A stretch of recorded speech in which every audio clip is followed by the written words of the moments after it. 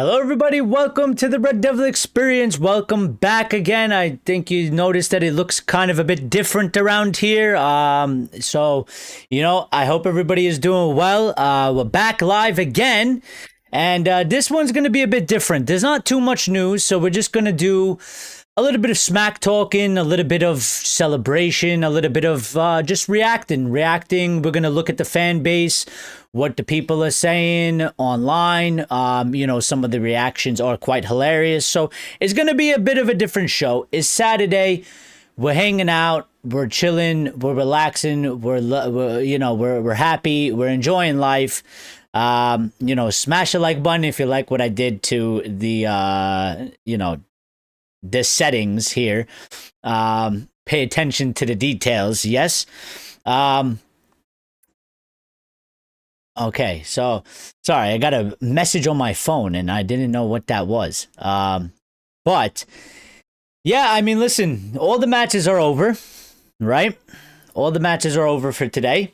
And Manchester United are sitting in fifth. And Arsenal have dropped points, so, we already feel a little bit better, I guess, because we didn't do them that much of a favor. Although, technically, we still kind of saved their ass because, if we didn't win and City won, then it would have been tighter. But, like I told my Arsenal friend yesterday, don't worry about us. Don't rely on us. Don't worry about what we're doing. You guys go do your job, okay? And they didn't do their job. So now, obviously, next week, we got to play them. Listen, they're obviously still the top team of the league. Yeah. They're struggling a bit from open play. I think, as it stands right now, I think that game, that match, is going to be a little bit in our favor. Because, again, I expect them to play football. We love when a team allows us to play football by them playing football. We love the space. And I think it's going to be a good match. I think it's going to be similar to this match in terms of it's going to be open. It's going to be a little bit end to end. It's going to be a good game to watch for sure. So, Ray is here. Reynosa was here. And Axlord was here early and said Martinez is the giant and Haaland is the dwarf. And absolutely, we love that. And Reynoso was saying Alfie Haaland isn't answering his son's phone calls after today. I don't think Nicky Butt or Paul Scholes are answering any phone calls either after today.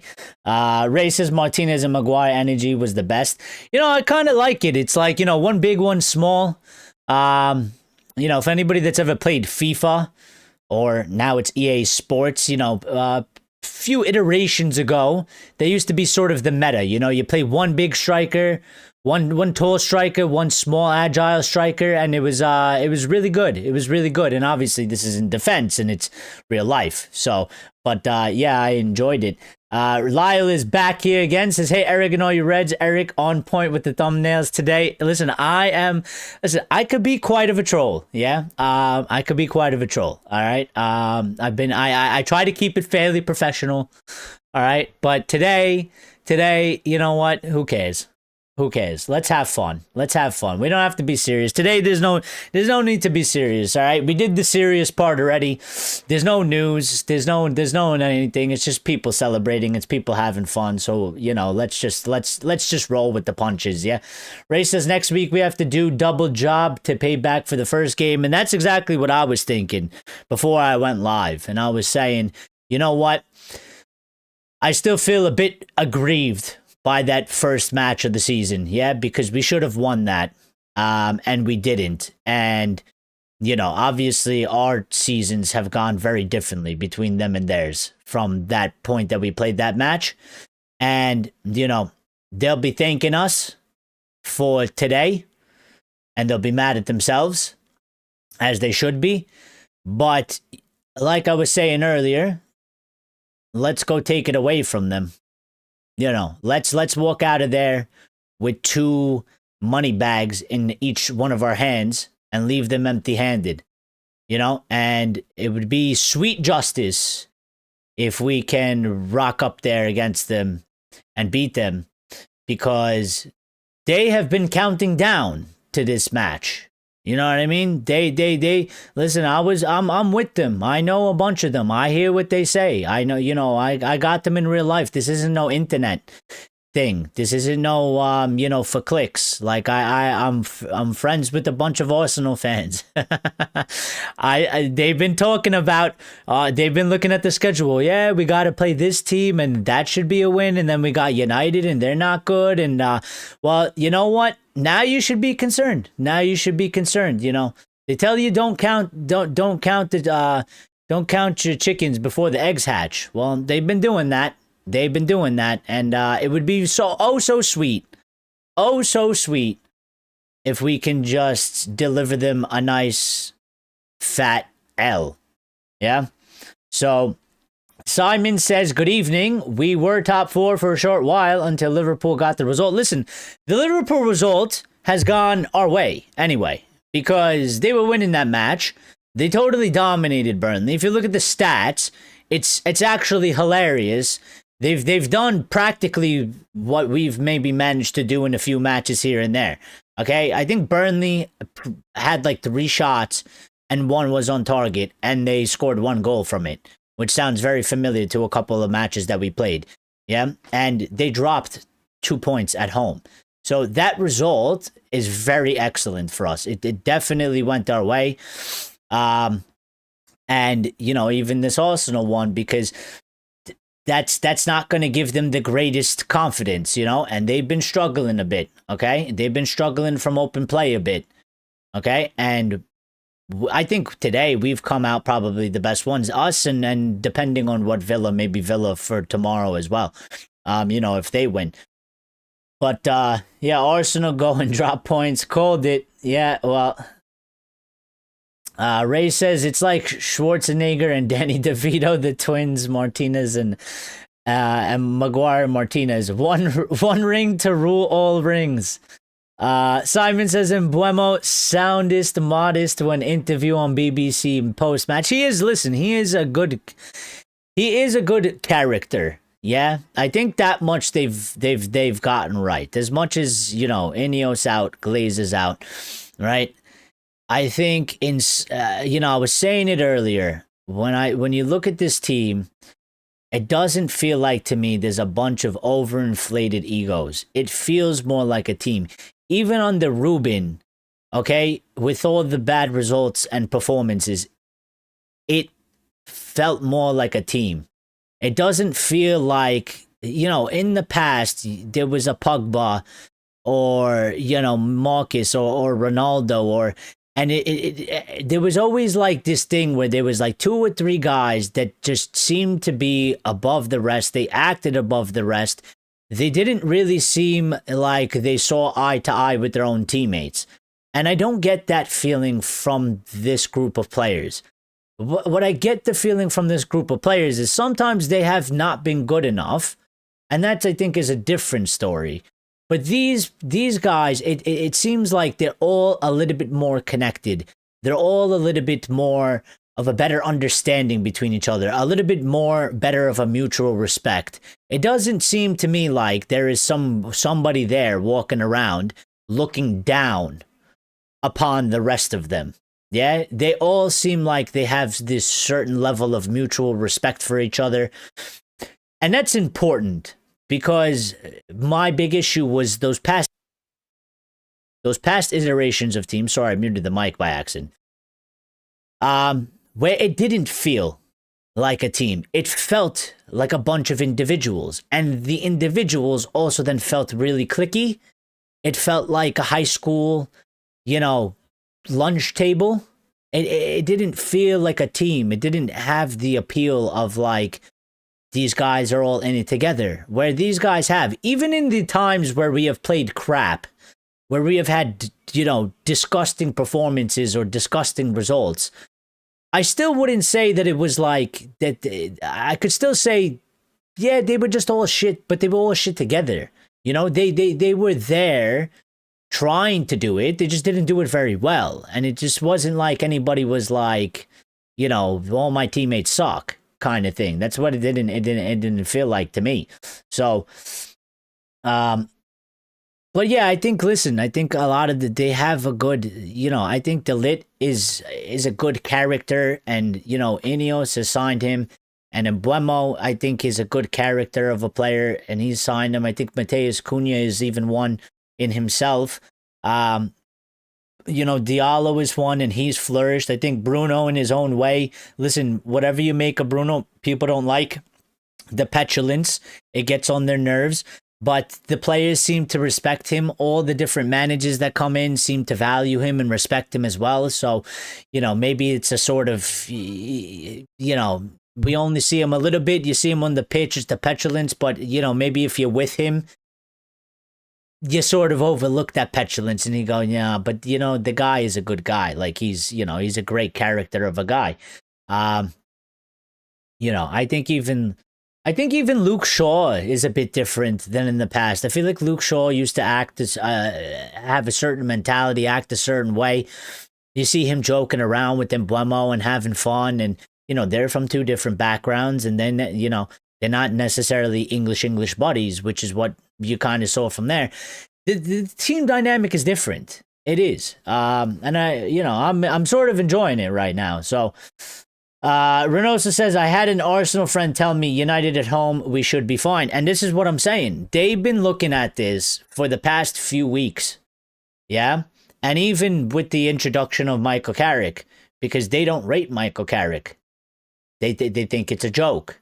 They think it's Ali 2.0. And it could be, but they shouldn't underestimate him. I don't think it's necessarily Ali 2.0, because while they both played for us, I think Carrick and Ali are two different managers, and they're two different guys. And like I said, for anybody else,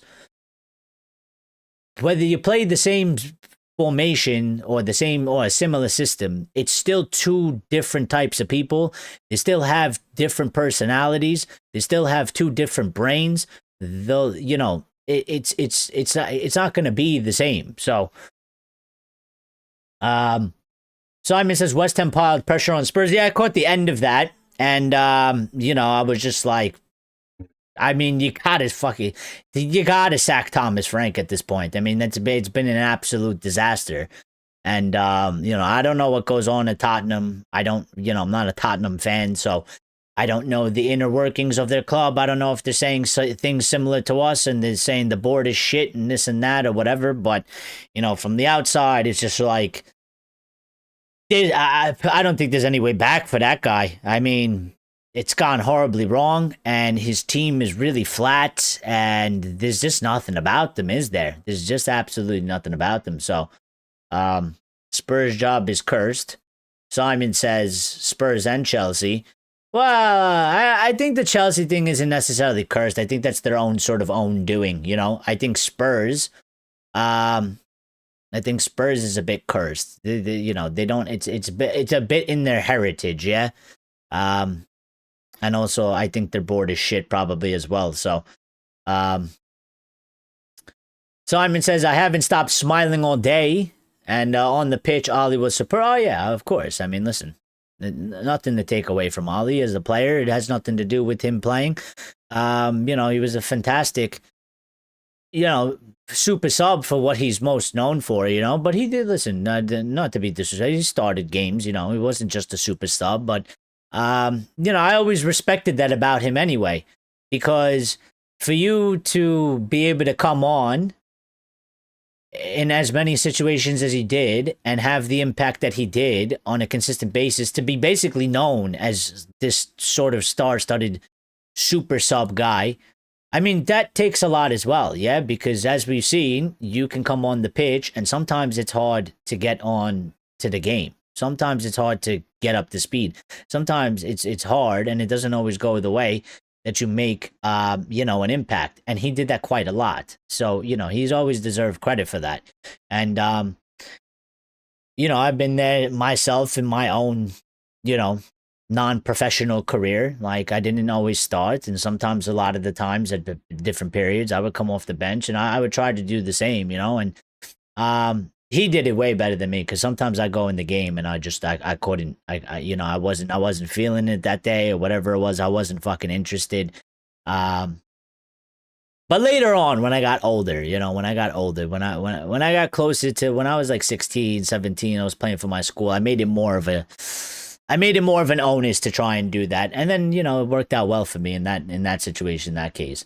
Um, Wrong club for Thomas Frank Spencer. Well, it could very well be. Yeah, could very well be, and wrong appointment. And everything is not for everybody. So listen, he did well at Brentford, and maybe Spurs isn't for him, and maybe he goes somewhere else and it gets better. That's just life. Spurs only win cups every 30 or 40 years. Well, we gave him one last season, so I told them, because I know a couple Spurs fans as well. And, at the time I messaged them, I said, you're welcome for the present. Enjoy it, because you'll be, 62 by the next time you win the next one. So just make sure you enjoy that one, okay? If you was to offer a managerial job for Ali, which club would you pick? I think he would have to go to the championship, to be quite honest. I feel like he never. See, the thing is, when I look at it like Ole Gunnar Solskjaer, I feel like he kind of just skipped that step. Whereas I look at Michael Carrick, and I think Carrick put in a lot of games in the championship, 130 something games. And that's really where I feel like for Solskjaer, he kind of skipped that step. Like, he went to the Prem teams right away. It didn't really work out for him. I think the proper process is you go down there and you do the nitty gritty work there. And, it's on a smaller level, so you get a little bit more leeway. It's a bit tougher because obviously there's no budget and stuff like that, but the competition isn't as, it's not like the Premier League. And I think I would have liked to see him go through that process, which is why I like what Michael Carrick is doing. And, and even some of the other guys, like, Van Persie's doing his thing where he's got to go. I would have liked Ruud to do the same thing as well. I think Ruud, when he took over for us, he stabilized us a little bit, and he went to Leicester, and it was very hard. You know what I mean? I just think that there's a proper sort of process to this, an order, and you have to pass that level first. I mean, we've seen Rooney kind of do it, and he's not really managing right now anymore. I don't know if he's going to go back into it, but it didn't necessarily. He did well at Derby, but after that, it wasn't so great, right? So, I was waiting for somebody to ask me the question. Lawrence says BBA GGMU. You know what it means. A point next Sunday at least. Axe is here. Axe is back. Renosa says Ali equals Norwich, West Brom, Birmingham. And Axe says, is that Jesus Carrick? Yes, it is. On my right shoulder, by the way. I've still never gotten this. On my right shoulder, of course. We got baby Haaland over here, yeah, by his father. His father is making sure that he's tucked away, safe and sound. And then we got our two brothers here. Holding up the Manchester United flag. So, there is one City fan in my town, and she's not going to be very happy come Monday. Well, I mean, that kind of sucks for her. She's by herself too. You know what I mean? But listen, they deserve it. Give it to them. Listen, you gotta give it to them while we can, okay? Because maybe we don't get this opportunity again. And like I keep saying, they've been kicking us. Listen, we have been down on the floor for like about 12 years now, yeah? And they have been kicking us left and right in the face every opportunity that we get.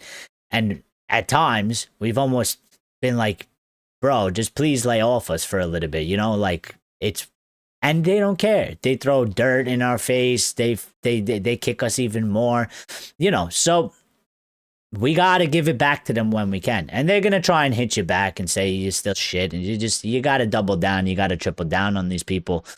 But I do want to do this, right? And then maybe there is a little bit of news. We'll bring it in a little bit. But I kind of just want to go through a bit of some online reaction from the wider fan base outside of this community.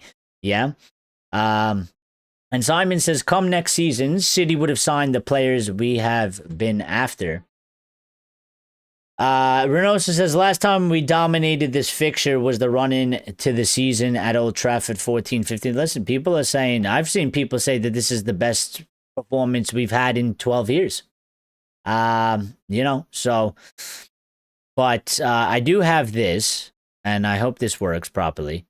So, as you can see here, just a little bit of fun, yeah? Somewhere on the A6 back to Stockport. I keep doing this. I'm not going to get it right. I don't know if you guys can see that. I don't know if it's well. Let me know if it's like, okay, I'm trying to do different things I haven't done before, and we're doing it live. So everything can always go wrong. I know. All the things can go wrong. Hesty says that thumbnail is diabolical, mate. That's what I was going for, my friend. That's what I was going for. Listen, I control. They don't know. I keep that in my back pocket, okay? I keep it in my back pocket. I control pretty hard, all right? So we got Hallen. Look at Hallen just running through. I don't know what he's doing. This guy's running around. He's going crazy over here. Simon says he loves the clip. Axe says, it's not my job to talk about other teams, but Liverpool's draws against Burnley at home. Slot just inherited a perfect team from Klopp. It got disintegrated and Slot's team is shit.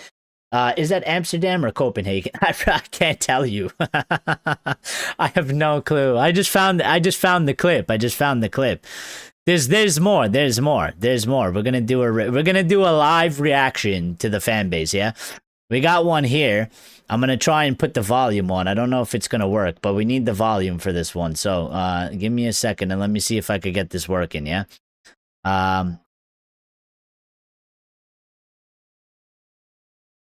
This one was funny too. There's a lot of good reactions from the Man United fan base today. Yeah. Let's see. How's this looking? Okay. Hold on. Let's see if we get this going. Is it going to play? If it's a little bit loud, I apologize. I can't control the I can control the volume, but now everybody knows which team is the best. The Reds are so much better than all of the rest. I mean, AI is a crazy thing, isn't it? Like, I'm telling you, the reaction from today is box office. It's absolutely box office. Man United, the greatest team I ever seen. My dad dressed me up in a jersey of red. Put a little devil sticker right above my bed. He said, son, this is history. This is more than a team. I don't know what's happening. Puts on the telly to live out the dream. The mind on my shirt has a fork and a tail. Dad says he's a devil. I hope he doesn't wail. We don't like the blue team. They're called the noisy neighbors. We just turn up our volume and do them no favors. And the other red team, we don't like them a bit. It's all very like, who makes these things? Sometimes the game stops and Dad holds his breath. They draw lines on the telly and he's scared to death. It looks like my doodling are just purple and blue. I think VAR is fun, but my dad just says boo. So from my small... All right. Enough of that. Okay, enough of that. Can we have Hallen then? Beating Burnley and Nottingham is easy, they said. It's not for everybody, apparently. It's not for everybody. It's not for everybody. Let me move a little bit. I don't want to get covered. Simon says that's hilarious. City will bounce back next match and Hallen will be back. Yeah, against, who are they playing? Some small team? What's he going to do? Stat pad? That's what he does. He stat pads. He likes to stat pad. That's why he has all those goals, because he scores like 4 against the little teams, against the minnows. And then when he plays the big teams, he becomes Ghostland. Okay, that's what I call him. His name is Ghostland, not Hallen. Ghostland, because when they need him for the big games, he goes ghosting. Yeah, he just disappears. He's like he's like that one girl that you thought you had a good rapport with, and you send her a text message, and it's 14 business days later, and she hasn't answered you. Just complete ghost. You know what I mean? Just ghosting. Hold on, we got more. Oh, we got more. All right, promise we have more. I got more things to pull up. We got this one.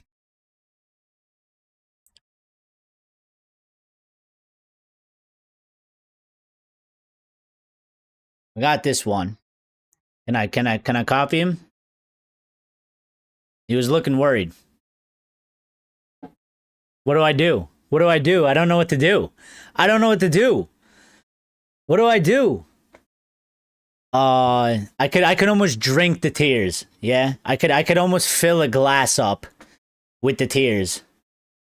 The tears. I could taste the tears through the screen of these guys. Yeah. What a happy bench. I like Pep's expression because he's just in his head. He's like, what the? He's like, I've tried everything. He's like, I don't know what to do anymore. He's like, what is happening? He's probably thinking, why didn't they just keep Ruben Amorim? He's like, I had the perfect game plan for them. You know, we have more. There's a lot more. There's some really good stuff here. Yeah, there's some really good stuff. We got to go little by little, though. This one, I don't know. Hopefully YouTube doesn't ban us for this, but whatever. Perfect. They said perfect clip of the day today. Perfect clip of the day today. A little bit of blood. If that makes you squeezy, I'm sorry. I'll take it off the screen. Well, we had to show it. We had to show it. Yeah. Total knockout. Total knockout. We got more. The reason why I'm doing that is because, you know, for safety, there might be some things on here that might not be appropriate for YouTube. So as I'm scrolling down and getting things, you know, I want to make sure that nothing that isn't supposed to pop up doesn't pop up. There's this one, okay? And with this, I will say, listen, guy, I know we're having fun. I know we're like celebrating, but bro, please relax, please. This is what I talk about with the fan base, okay? Bro, it's one match. Don't put up a side-by-side of Carrick and Sir Alex Ferguson, bro. Please don't do that. Don't do that to us, okay? Don't do this to us, all right? Why do you do these things to us? All right? Let's ban the city, whatever. Don't do this. Don't do this, all right? Don't do this. Don't do this. It's one match, bro. Relax. Just relax, okay? Just take it easy. Just take it easy. Simon says they look like they have found a penny and lost 100 pounds. I would like to see that in a proper fight. Be a celebrity boxing match. You know, somebody call up Jake Paul. Tell him to get it done. Tell him to bring it in. Reynoso says Roy Keane was talking sense of this situation in the post-match with Sturridge and Richards. I haven't seen that yet. If you want to give me some of the things he was saying, I'm more than happy to talk about it. Fergie looks such a happy guy. I would be. Listen, he's all of us. I mean, we're all happy, aren't we? You know what I mean? You know, exactly what any pictures you saw of Sir Alex Ferguson's reaction from today's match. He's all of us. You know? He just wants us to win. He just wants us to be good. He wants us to see us do well. And, you know, ever since he's retired, that's what he's become, you know? He's just become a fan. That's what he is. So, you know, there's more. Oh, there's more. Don't worry about it. Don't worry about it. Just wait till we find it. Just wait till we find it.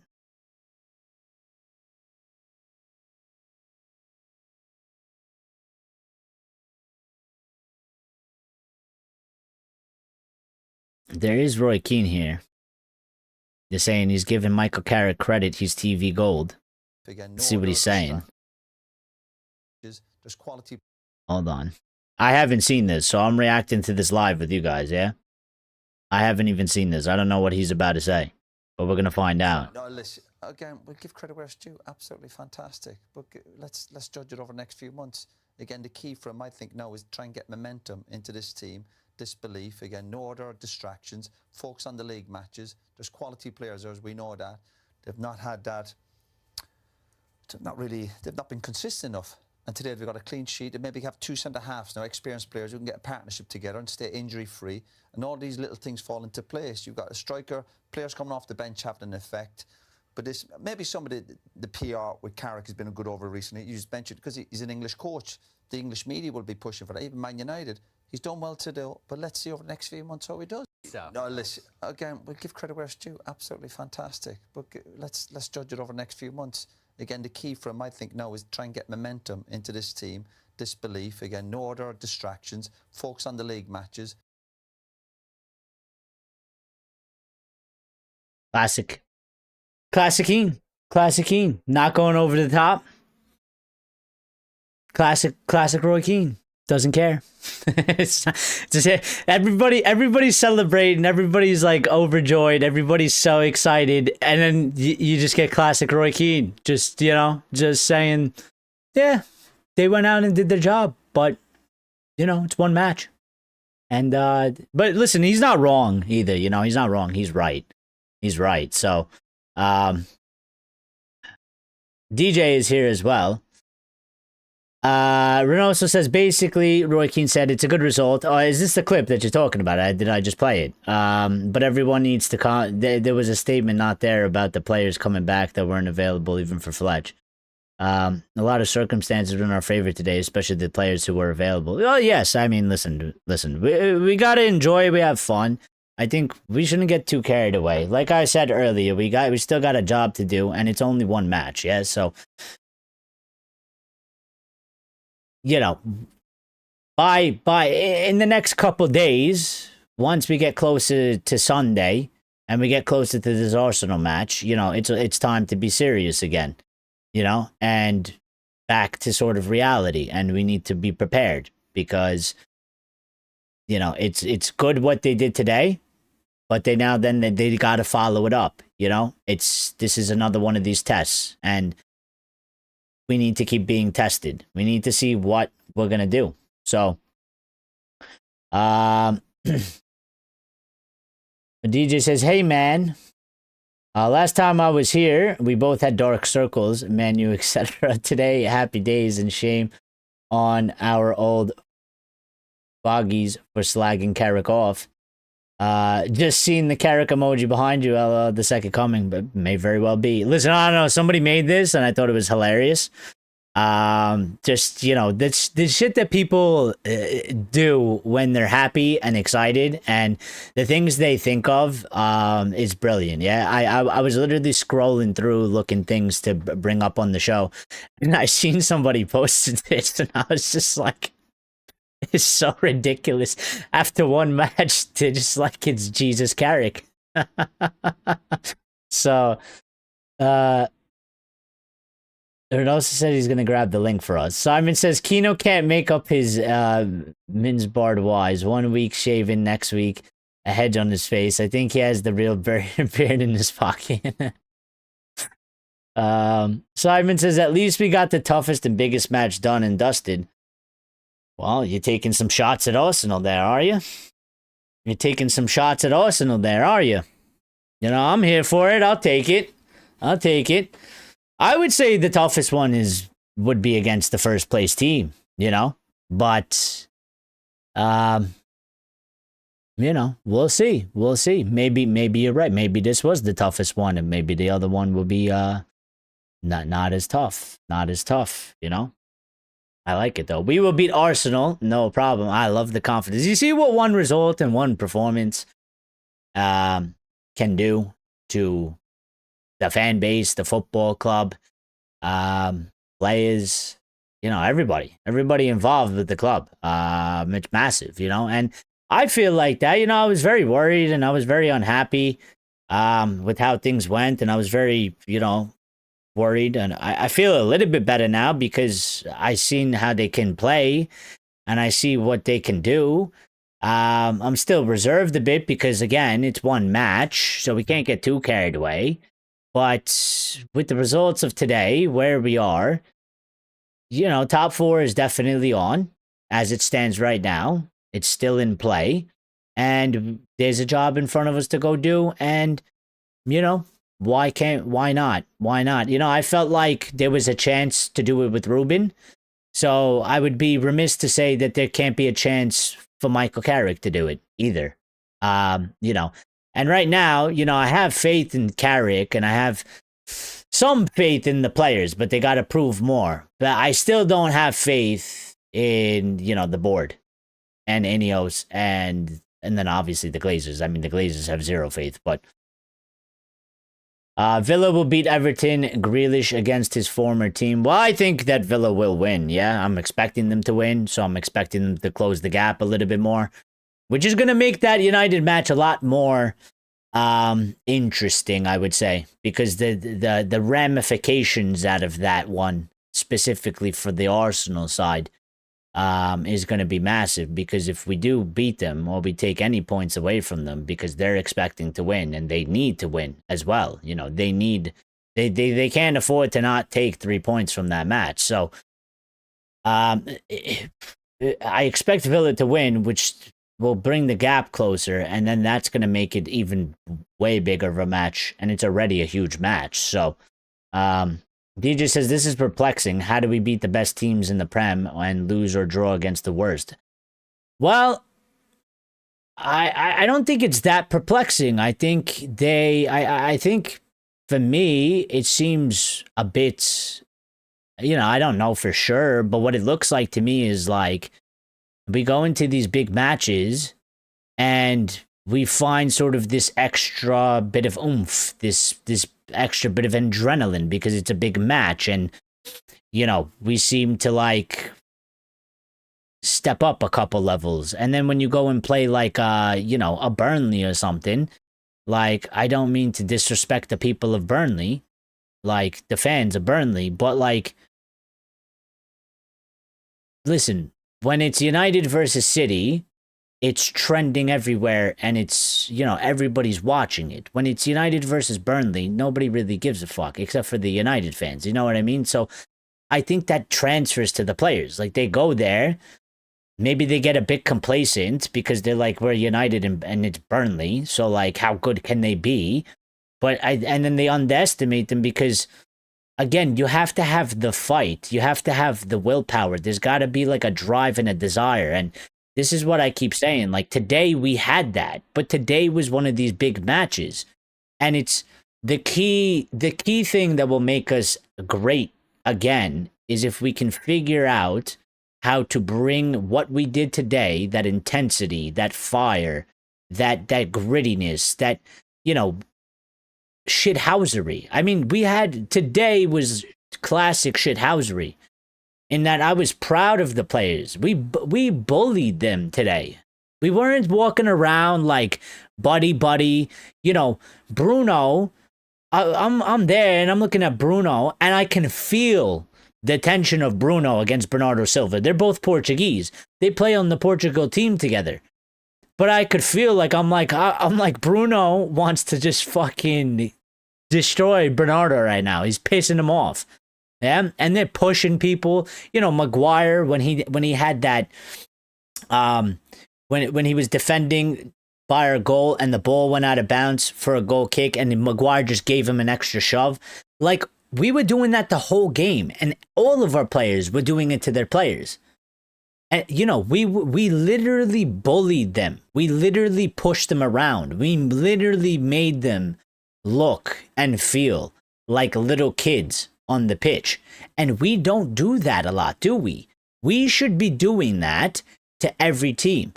What's happened to us is sometimes we go into games against these Burnleys or these Wolves or these Evertons, and we don't bring that level, and they actually bully us. They bully us. We're not ready for it. We're complacent in that sort of way. And then we get embarrassed. We get played off the park. We get bullied on the pitch. They out physicality us. And we look like trash. But I'm telling you, the way we play today, if you can replicate that level, and I'm not talking about even like the actual football. I'm just talking about the basics of like attitude, intensity, work rate, mentality. If you can bring that level to every match that we have for the rest of the season, we'll cruise to top 4, because that's like literally 70% of the battle. That's where we've been losing a lot of our matches. When I was watching games on the Rubin, and even before, and we've said it multiple times, it's like, how many times has Ray or somebody said, like, these players don't seem to have any blood pumping in them. There doesn't seem to be that fight in them. You need to have that. You know, when we played Grimsby Town and we lost in penalties, why did I keep saying this? Like, people jump on Ruben, but the reason why I kept always saying it's the players is because we went to go play Grimsby and they went out there like they thought they were gonna cruise and they couldn't be fucking asked to play some team named Grimsby. You know, like, who the fuck is Grimsby? And they were like, it almost went out. They went out there like it was a drag, like it was a chore to go and play this team, like it was a waste of time for them.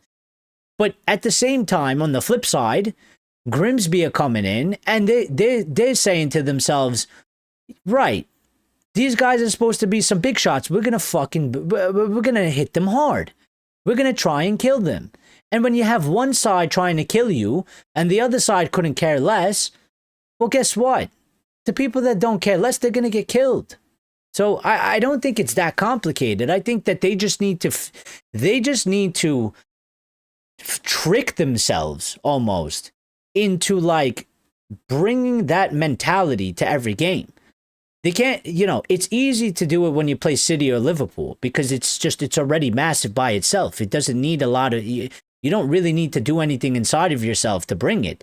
But when you go to Burnley, you almost have to get into this mentality of like, maybe pretend they're Liverpool, you know, maybe pretend they're Liverpool players, maybe pretend it's you're playing against City, and go beat the shit out of them, like, you know, on in a football sense, like not actual, you know.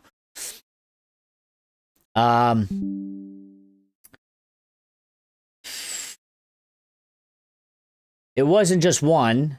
It Liverpool first, and after that, I thought we can turn up at the big clubs. Listen, we don't seem to have a problem against the big clubs, and also, I think there's a couple different things, DJ, as well. I will say, like I said before, and like I keep saying, because I think it's true. I don't have any other sort of explanation for it. In that, I look at it, and it's like, listen, those smaller teams, they also tend to play more what I term it, what I classify it as negative football. Yeah, they play very compact. They don't have, there's not usually a lot of space. They play this sort of sit back defensive, you know, block up all the space, you know, be safe, don't be risky, clear the ball. And I think that also plays into that. When you play the bigger teams, right? When you play Liverpool, when you play City, when you play Arsenal, they have a way of playing, and they're not going to necessarily change, especially for us right now, for what we are, because we don't give off that necessarily fear factor because we've been up and down. So they come into the matches and they go, fuck what United's going to do. We're going to play our game, because our game, they'll be saying to themselves, our game is better than their game, so we're not going to adapt to them. You know, we're going to play our game, let them adapt to us, which it kind of benefits us because they tend to play in a way where there is a lot of space, where the game is open, and we love that. We always, every game that we play, that there is space and it is an open game, we flourish. I don't think I've seen, especially in recent time, I don't think I've seen us play a game where it wasn't open and we don't do like good, you know? Even the Bournemouth one, where we drew and it was 4-4, we still scored 4 goals. And that's because Bournemouth go and play football.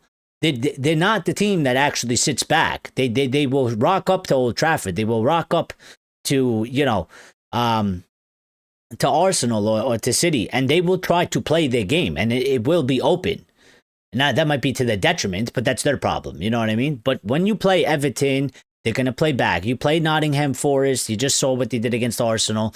Sean Dyche ball, they're going to make it hard to find space. So, I think it is. Yazid Z says, I told you a few weeks ago I'm calling for Amrim's head. Well, listen. Listen, we still got to see what happens. And I still think, regardless of, even if Carrick does better, we still have a major problem. Again, so, like, I don't think the fans should get carried away in that aspect, because we still have morons running the club. And I as much as, you know, it could look very good, I still worry at this football club, because I still think as long as this club is run incompetently, as long as it's run bad, the managers won't succeed. So, like, Carrick could do well here. Maybe he gets the permanent job. Maybe they give him the job, or maybe they go and hire another guy. And the issue is, it could be good for a season. It could be good for a season and a half. It could be good for 2 seasons. But when they don't run the football club properly, the project will rip itself apart like it has been doing, because they don't do what they're supposed to be doing. And again, I still don't think that Ruben is a bad coach. I don't think that he's a bad manager in terms of that. What they did here, I think, listen, if he went to a club that maybe has the players that fit a little bit more of his system or style, probably would work better for him. If he went to a club that could maybe spend more, if they don't have the players to get it in, I think the situation would be better for him. I think, unfortunately for him, it was a bad pick because of our situation, and we can't do things, and he decided to do his own things the same way. But I don't think he's that bad of a manager. I think, kind of like how we just said Thomas Frank for Spurs might not be a good thing. Well, maybe just Ruben Amorim for Manchester United was not a good thing, and it's from both sides as well. It's from both sides. A lot of us gave Ruben until Christmas. We were right. I would have gave him till the end of the season still. So that was my thing. We did beat the Scousers in Anfield and no longer a fortress. Yep. Yazid said, even if Carrick wins all the games, I don't want him for the permanent coach. Well, you know what, Yazid? A lot of people feel that way. I'm a bit torn, okay? I've been saying sort of the same thing, but part of me keeps saying, well, is that really fair? Is that really the right choice? I don't know. I get we have sort of PTSD with Ali, and I still have a fear, like I just explained, that the club is not run well, yeah? And I have a fear for Michael Carrick that if he was to stay here, I still fear that, it might be good this, 4 months, this next 4 or 5 months, and, if he was given the job, maybe it would be good for next season. But I still have this fear at some point it would fall apart, because they keep doing the same thing to everybody. And it doesn't matter if Ineos is in charge of football operations or not, it's still the same Glazer playbook. It's still the same bullshit. It's we kind of back you, or we back you, and then we stop backing you, and then it falls apart, and then we throw you under the bus. And I have a fear that they would I still have a fear, like, whether it's Carrick or not Carrick, even if they bring in Nagelsmann or Ancelotti, I still have a fear that they'll probably end up doing the same thing again. They haven't shown us anything for us to believe or think otherwise. So, I don't know. It's a bit difficult to say, because listen, what if he does so well and things are good? I mean, do you kind of want to stop that and start over again? And then what happens if you start over again and it goes to shit quickly? Like, listen, is Ancelotti better manager than Carrick? Yeah, I mean, he's been way more experienced. Tuchel or anybody else, or maybe even Nagelsmann, like, the grass isn't always greener. What if Carrick does really well and we're like, okay, like, we said that you weren't going to continue, and we go and get the manager, the new manager, we put him in, and in like 4, 5, 6 months time, it's worse than what we were doing, and it's shit. And we've sort of started over again, because right now, technically, we're starting over again. And then in about 4 or 5 months time, we're technically going to be starting over again. So, they've made this mess. All right. They've made this mess, and they're the people responsible for answering the questions that I'm asking. Cash says Arsenal were mediocre today. If we have the same intent and same dedication, we can get some results out of it. But we are known for dropping the momentum. Yep, and that's part of the test, man. So let's see what happens, Cash. You know what I mean? It's another big match. It's a bit similar. I think it's a little bit more difficult than that, but it's a bit similar to the situation we were in, a couple months ago when we played Liverpool and we beat Liverpool, and we didn't think it was necessarily going to happen. Nobody really thought it was going to happen. We did it, and then you were like, Brighton sort of had our number. We're at Old Trafford. The stakes are a bit higher because we did it against City at Old Trafford, and now we have to go play Arsenal. I'm pretty sure we're away, right? So it's a bit more difficult. It's a bit bigger of a magnitude. Arsenal is not Brighton, you know what I mean? And Arsenal are at the top of the league, and Brighton aren't. So, Reynoso says, sadly, I have to compare this to Liverpool getting it together when they faced us during their dark days. We have a fuck it, that kicks in during the rival matches. Yeah. But we'll see. Listen, I think right now anything is possible. Maybe Carrick and the new coaching staff, maybe they unlock some answers Ruben couldn't figure out how to unlock. You know what I mean? I don't think you could say, when I was saying that it could still possibly be shit, I never meant it in that it was going to look exactly the same, but a lot of our fans have high hopes, high aspirations, high demands. And that's sort of where I was trying to make the point, in that it certainly can get better than what was going on under Ruben. But I know this fan base, and after a period of time, it won't be good enough, and that level has to go up. And that's where I get worried, because the club doesn't do what it's supposed to do to keep up with sort of the ladder. You know what I mean? We're trying to climb a ladder, and they support us like halfway through, and then they tell you, well, instead of having one rung next, now there's going to be, the next rung is 3 rungs up, and there's no rungs in between. Good luck trying to fucking get up there. But we demand you to get up there. You know what I mean? Tuchel, Enrique, De Zerbi is my choice. Listen, at this point, I have no faith in this board, so I don't have any faith in the direction of the club. So to me, it's like it almost doesn't really matter who you appoint, because I think until they make until something changes there, which ultimately I would want the Glazers and Neos to leave. But if that doesn't happen, unless they actually start, the actions need to dictate, let's talk about January for a second. We're not going to get anybody, are we? I think this performance, I think the one negative out of today is that they're all going to be sat there today, and they're going to be like, and Sir Jim's going to be like, I told you we don't need transfers. We're top 4. We're top 3 team. We're top 3 team. And Barada and Wilcox are going to be like, that's right, Sir Jim. You're a master. You're a genius. See, it was all Ruben. Even though we fucking hired him, it was all Ruben. We don't need any transfers. We just, we're already a top 2 team. And I think that's what's happening. Like, they're gonna sit there today, they're gonna look at that performance, and they'll be like, well, we beat City. We don't need anybody. We don't need to buy any players in January. The team is fine. It's fine.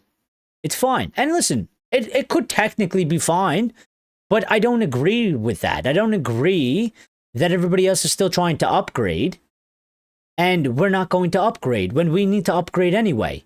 Because if we don't need to upgrade, then we shouldn't buy anybody in the summer either.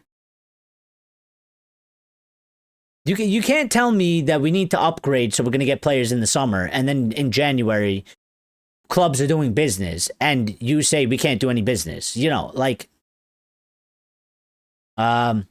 think Amorim's system was the problem?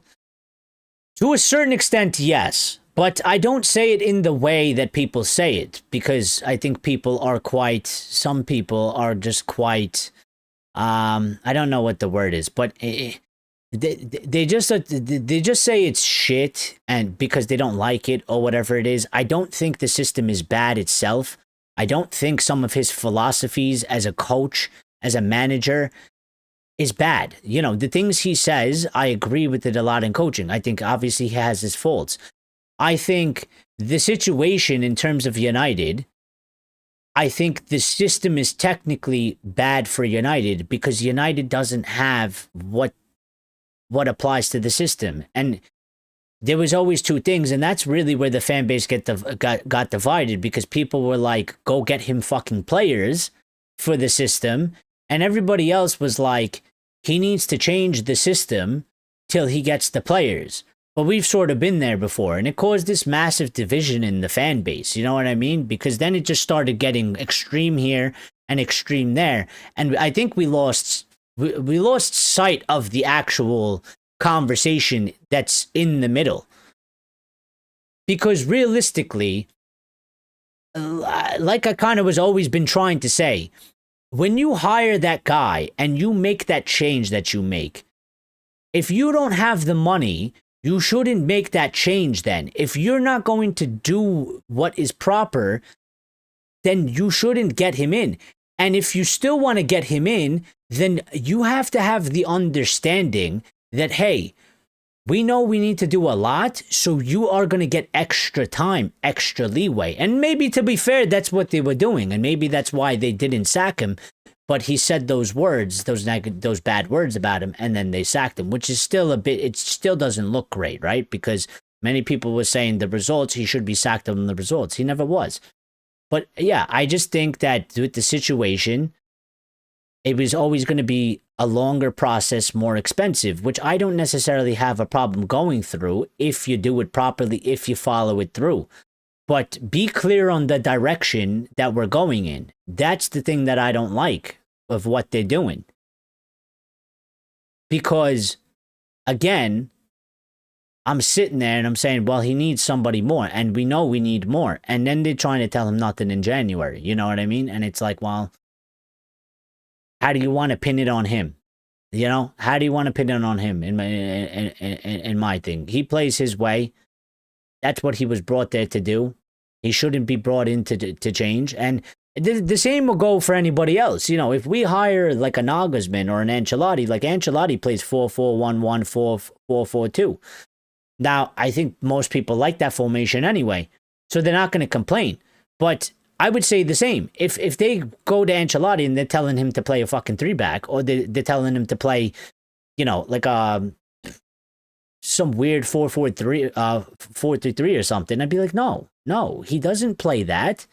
You know, if you want him to play, go hire somebody that plays that. Otherwise, like, we hired him for a reason. Let's go with what would, you know.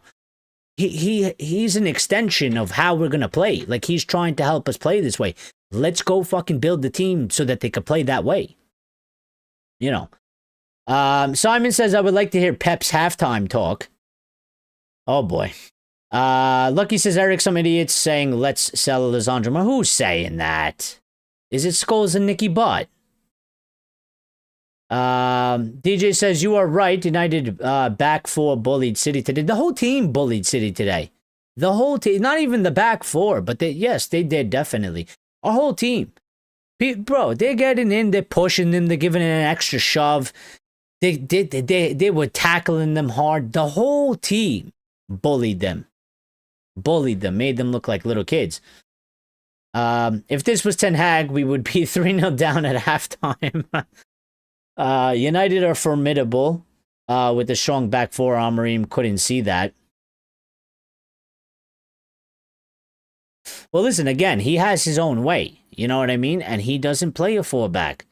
So I don't blame him for that. I don't blame him for that. It could be, listen, right or wrong, whatever it is. But I don't blame him for that. He doesn't play that. That's not who he is. Like, that's, you know, and I accept that. I still don't think it would be right for me to demand him to play that, you know. And he made it abundantly clear as well. He said, listen, if you want to change it, sack the manager. And you know what, to give a little bit of credit to Ineos, just a tiny bit. I mean, they wanted to change it. He didn't want to change it, so they did what he told them to do, and they changed the manager, which is why I don't think he was too bothered anyway, at the end of the day. But enough of Amorim, all right? Because he's not our coach anymore. He's not our manager. So, you know, Simon says, I feel that Amorim will get a new job soon. Well, my friend that's a Benfica fan is praying for him to go there, because Benfica is still in a bit of disarray, and he's not really enjoying Mourinho, yeah? So, he may very well go there. And then maybe he'll do a little stint there, and then maybe he'll go somewhere else. But yeah. Our board has knocked out about the type of football he beat City 5-1 with in the Champions League. An idiotic reason to get him in my opinion. Casemiro retired today. It's amazing. Simon said we had 10 Vinnie Jones type players out there today. Yeah. Yeah. I wouldn't say necessarily maybe Roy Keane's because they probably, if we had a couple Roy Keane, we almost had a Roy Keane and Diego Dalot. But yeah, I think I wouldn't say necessarily Roy Keane's because there would have been some red cards and a player or two probably would have gotten injured as well. So not intentionally, just he goes hard. He goes hard, you know. Celugarte. Why hype up players been here for 8 years? The Lucky says Glazes out fan. Get rid of Casemiro, Luke Shaw. Listen, I don't think Luke Shaw played bad today. I think all the players played good. And you know, I listen, I've always said Luke Shaw is a good player if he stays fit. And this season he's been able to stay fit. I don't know what he changed. I don't know what they did. But he hasn't missed a game. He's literally not missed a game. The guy that was the most injury prone player has not missed a game. In fact, so much so that Bruno has actually missed a game through injury and Luke Shaw hasn't. And I think as long as Luke Shaw stays fit, Luke Shaw is a good player to have. Luke Shaw is a player that we can use. I don't have a problem with Luke Shaw. All right? And even so much as Casemiro, listen, those wages, you do a deal and you keep him for another year, I don't see a problem with that. Especially if we get into Champions League, we're going to need a bigger squad. I would love as much depth as possible. People get mad at me for saying to keep Cass and to keep Maguire. But if we go into next season and we get Champions League and we're playing three times a week and we get into an injury crisis of any sort, you're going to wish that we still had a Maguire or a Casemiro that we could fucking use in the squad. And I don't look at those players. I don't look at Maguire or Casemiro as players that are hindering transfers coming in. Those are players that they technically start right now. And what I would do is I would try and keep them for another year or so and lower their role. And they just become squad players instead of starters and bring in new guys that they would ultimately be looking for to be starters. And then phase them out after a year. And then, you know, you do one more year. You give these guys that are new, that are coming in, some support, some backup. Maybe they struggle. You know what I mean? Maybe they struggle. Maybe we need Casemiro. We need to rely on him for a little bit of the game. Maybe we need Maguire to rely on him for a little bit. They're experienced. They've been here. You know. And after a year, maybe these new guys that come in, they're a bit more settled, and then, you know, we can let them go and we can continue forward. I don't think it's that big. I don't think it's that big of a problem. We're not going to get money, you know, from Maguire. He would go for free. We're not going to get money for Casemiro. So it's not like we need to sell these players to get money to bring in transfers, like to get money for transfers. You know, the only thing that I have is with Cass's huge wages. If you can sort that out, I don't see a problem with it. I don't. After today's match and Maguire's first game back, would you offer him a new contract or still sell him? Well, as I was just saying, I wouldn't, listen, I wouldn't give him a long contract. At this point, I'd sort of do what Fergie used to do at a certain point is, listen, you want to stay on? We give you a 1-year contract. 1 year. You can stay here if you want. If you don't, you can go. You know, but listen, if you want, here's a 1-year contract and you become a squad player and you will still be involved and you can still have another 1 more year. And then after that, we'll see what happens. You know what I mean? That's what we used to do on the Fergie, you know, when they got to the end of it. Like, they would give them 1-year contracts and be like, listen, do 1 more season with us. And it would typically go well because these guys were already accustomed to the team. They were experienced players, and it helped. It, you know, not only does it help on the pitch, it helps in training. It helps for the new guys coming in. And I think with all the shit Maguire's gone through and what he's turned into, and Casemiro's level of experience playing at the game at the highest level, those are things that we're not going to be able to replace. Those are things that we're going to lose, and we're not going to be able to replace in the immediate of losing them.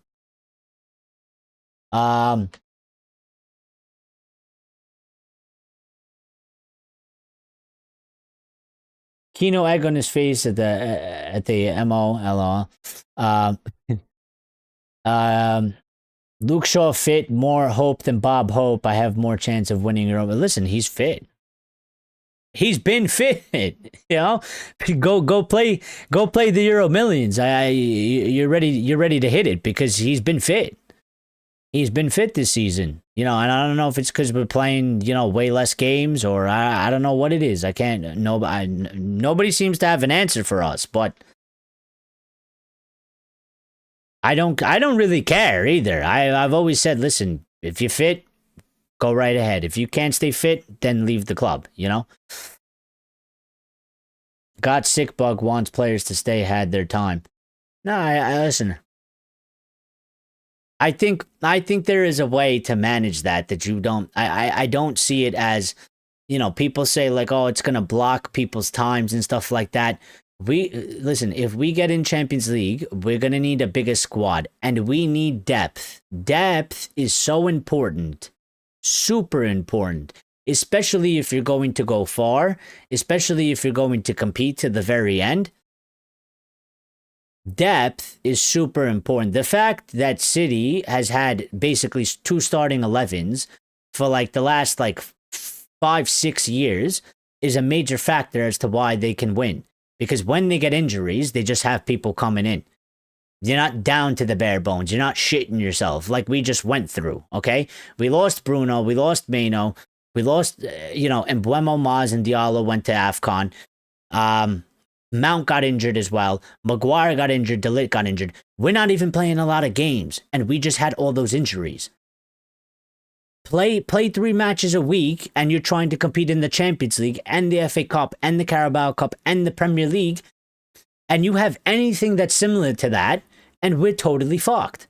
So I don't think it's actually, I don't actually think, I think you can manage that. I think that's totally manageable. I feel like people, sometimes they get like, their knickers in a twist because they're like, Maguire has to go because he's stopping other players from playing and becoming better, and he's stopping transfers from coming in. It's like, you do realize we can still buy somebody and have Maguire here and rotate them, right? You do realize like we can play both of them, right? You do realize that like Maguire has nothing to do with anything else going on, you know. And if the club says so, well, that's just PR bullshit spin that they're doing, because you can literally use a full squad.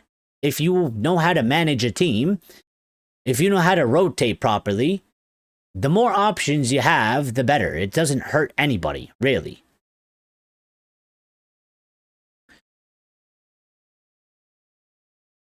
Luke is back to his best. We'll see him at the World Cup. I'm happy Harry is back to... Well, listen, the cynical people will say that's why Luke is fit, because he wants to play in the World Cup, and after the World Cup he'll go get injured.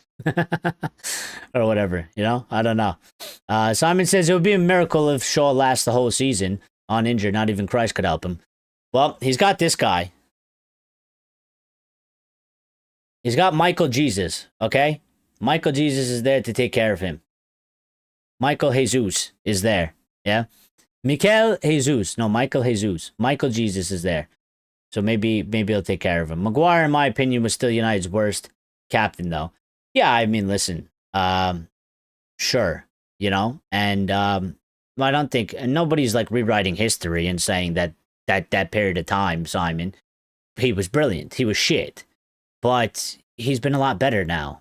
Like, you know, this season, last season, the season before. The past 3 seasons is the total opposite to what he gave us in his first 2 or 3 seasons, you know. So I don't hate the guy. I just want him to do good, and he doesn't do the things that he once upon a time did. Some people just can't seem to let that go. Some people have an agenda against Maguire. I don't know if it's tall. He's a little bit goofy. I don't know what it is. It's because he He was an embarrassment for 3 seasons, you know, when he first came in, and, you know, it wasn't a great captain or whatever it is. But he's grown and he's developed and he's changed. Like, he's not the same guy.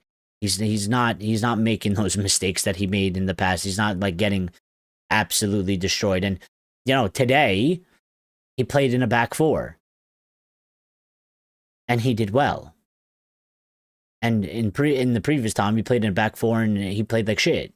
So still a lot of games to be played. Anything can happen with Shaw. Well, that is true, and I hope nothing bad happens to him. So we'll see. We got to play it by how it goes. You know what I'm saying? But as of right now, so far we've made it to this point, and he's been fit. So hopefully it carries on. We need him anyway, right? Because listen, if you want, just put it into this perspective anyway. If you want Dorgu to keep playing where Dorgu's playing, and you think Dorgu should be playing there, well, we need Luke Shaw to stay fit, because if Luke Shaw gets injured and he's out, guess where Dorgu's going? Into left back. You know, and if you think Dorgu is better at that left mid position, well, you better hope that Luke Shaw stays fit. Because as long as Luke Shaw stays fit, then Dorgu is going to play in the position that Carrick played him in. DJ says left back is not a problem. It's Delo at right back. Well, yeah, I mean, Delo is a bit of a problem, right? So, I don't know. I still back him at times to figure it out, but he's been way more inconsistent. Way more inconsistent. And he you know, he still looks like he didn't play necessarily like bad today, but everybody else had a way better performance than him. And there was still moments where it was like, what the fuck are you doing? You know what I mean? Like there was a couple moments where it's just like, what the fuck was that? You know? And I don't know. Like something in his head, like, I don't know if he's like affected by Ruben being sacked or something. Like, you know, I don't really know what it is. But he needs to get his shit together. I still think he can get his shit together, and when he does, he tends to do well. But then it comes down to how long can you sustain that? You know, it goes back again to the talk of like consistency, right? And I think that's his biggest problem, because I think he has a good attitude. I think he has a good personality. You know, he's a bit of like a good mentality and stuff like that. But it's his consistency of form. He doesn't seem to be able to hold it very long. Yeah, he'll do good for a little bit, and then it goes to shit. And he tends to stay in a bad form longer than he does in a good form, which is not, you can't really have that. It has to be the opposite way around. So, you know. But Maz is coming back soon. That is a piece of news as well that we need to get to as well. So, let me skip ahead because I'm a little bit far behind, so I apologize. Michael the Messiah says, DJ, it's only a matter of time until Shaw gets his testimonial. He does deserve one. I mean, listen, he's been here for a long time, you know. So, Blazer out fan, no big club keeps players 7 years. That's not true. That's not true at all. We used to keep players for their whole career. What do you mean? That's not true. They have to earn it. But that's not true. I disagree with that. But we had players that came from the academy and they played and they retired at Manchester United.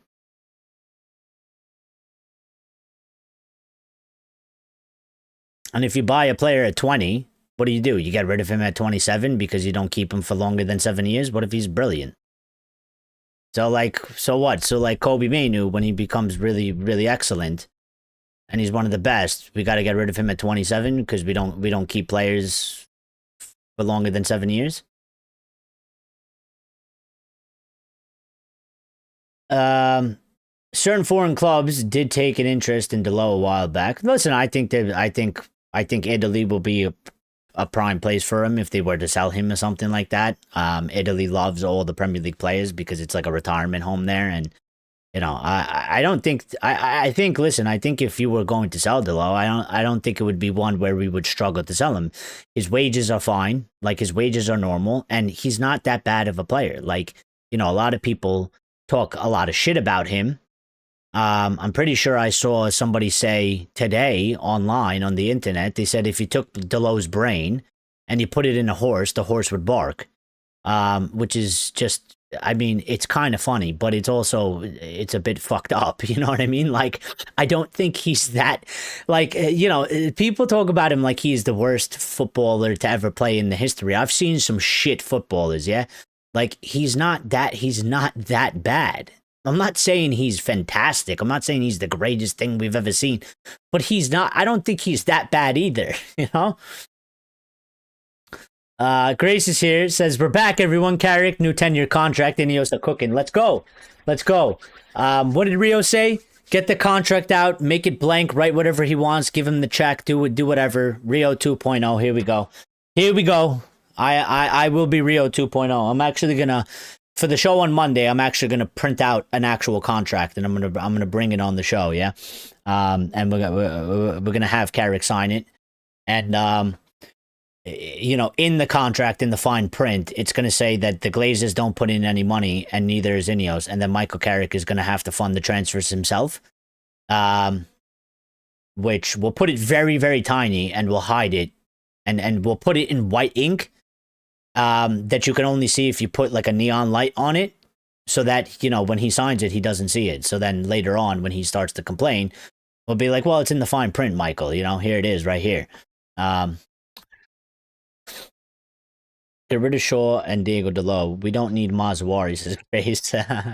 Well, we'll see what happens. It's going to be interesting, right? Because now things have changed, and I've always said I like Maz as a centre-back in that back three. But now we're going to be playing, a fullback going forward. And let's see what Maz does. Let's see what Maz does, in this type of fullback under Michael Carrick, playing the way that we're going to play. And I still think that we haven't actually seen the full extent of Carrick's plan for United to play, because this game was different. Again, we didn't have possession. We played more counter-attack. Carrick doesn't typically play counter-attack like that. He hasn't really done so at Middlesbrough, which is the biggest sample size example that we have of him. And so I think for other matches, listen, it might be the same for Arsenal, because again, Arsenal are more of a well-built sort of machine. They've been going on their thing for a while. So, and we're playing away. So we might have to play a similar way that we played today, where we're going to secede all the possession, try and counterattack them against Arsenal. But once we start getting, a couple of opponents where we look at that and we say, well, we should be beating these lot for sure. We should be dominating this game. Then we're going to see the other side of Carrick's actual plan. Yeah, because then it's going to be different. The game's going to be different, because today was counterattack. Against Arsenal, it's probably going to be counterattack. But when we go into the matches and we need possession, and we need to dominate, we need to control the game, the ball is going to be mostly in our possession, and we're going to have to figure out how to unlock defenses, and it's going to be a different game. So we're going to have to see that side. This side, we know that we're a counter-attacking team. We've been doing that for years. We've had it, under multiple managers. That's what we've been doing for the last 7 years, pretty much. But yeah, I think, when we get into these matches where we're going to end up having some 60% possession, or at least we should, then it's going to be a different game, and we're going to have to see what comes out of that. Get Nottingham Forest, man. Guy had Premier League Championship experience. Who dat? DJ says, I wish our manager could say that in England, Delo needs to get his shit together. Well, I'll tell you what, you won't get that on Sky either. You know what I mean? And that's why people love the fan content, because we're allowed to be unfiltered, we don't have to, it's not scripted, and we can just be real. So, Delo is the Messiah.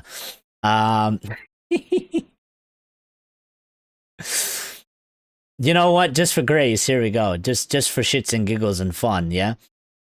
Here we go. Let me spam a couple of these in the chat, yeah? You only get these emojis if you're a member of the Red Devils VIP.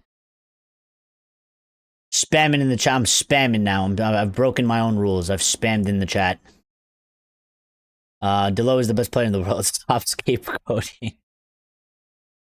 Well, listen, I wouldn't call it. I'm definitely not scapegoating because I'm not saying Delo is all our problems, and I'm not saying if Delo leaves, all our problems are solved because I don't believe that. That's not true. Why not play Lacey next game and start Heaven or film pun wise Heaven? Can't wait. Well, we'll see. Listen, you have to remember Lacey got the red card, so he couldn't even play today. He couldn't be part of the team because he was suspended, so he had to go play for the under-21s, which is funny because you can get suspended in the Premier League and you can still go play for the under-21s, which is it's technically a different league, but whatever. So maybe maybe Carrick calls him up in the next match because he won't be suspended, so maybe he'll be on the bench, and maybe we'll see him. Neville's got loads of money. Can't we tap him up? Well, it's a good point, Grace. It's a good point. But I don't think Sir Jim wants to, that seems to be Sir Jim's buddy, and I don't know if he would do that to his buddy, putting it in the contract that Neville has to, fund all these things. So, but maybe we should tell Gary, put your money where your mouth is, Gary. We'll bring you in. We'll give you an executive position. You can say whatever you want. We'll give you your own little corner office at Old Trafford. You can do all your talking there, and then help us fund some transfers, bro. If you're not gonna criticize Sir Jim Ratcliffe or Barada, and you think they're good, well, pitch in then. Join the team, officially join the team, get in there, and put some of your money in there. That was not Carrick tactics. Yeah, I mean, listen, it's not his real. I don't know how to describe. I don't want to say it's not his real tactics, but it's not the football that we're going to see week in, week out. We're not going to see us playing counterattack like that constantly. The plan for Carrick is not to, it's not to have 39% possession against every team. So, but what he did today was smart, and what he did today is what he had to do. Again, I think if you tried to play football toe-to-toe, possession-wise, you try to play the same game that City plays, we don't necessarily have the players for that, do we? So we have to find our own way to play and then ultimately succeed. And the same thing is going to be against Arsenal. Listen, Arsenal can pass the ball very well. They're a well put together team. The manager has been there for 6 years. They know exactly what they're doing. They're going to be at home. They're going to play, the way that they play. And we're not, if we try, and they're very good at pressing as well. If we try to play toe-to-toe with them in terms of if we try to control the possession, if we try to pass it around like prime Barcelona or something, it's probably not going to work well for us, right? So when we go play this match, I don't expect to have possession of the ball. I expect it to look similar to City. But then after that, like when we go play Spurs or some shit, or whoever comes up next time, like if we play Fulham, I don't expect Fulham to be dominating the game with some 70% possession. I expect us to have 60% possession. And then it's a bit of a different game. They're going to be sitting back. We're not going to have as much space. And that's when you're going to have to see the actual tactics, the actual game plan of when we are dominating the game, when we are in full possession of the game. What are we doing? How are we playing? What kind of moves are we making? What are we trying to do?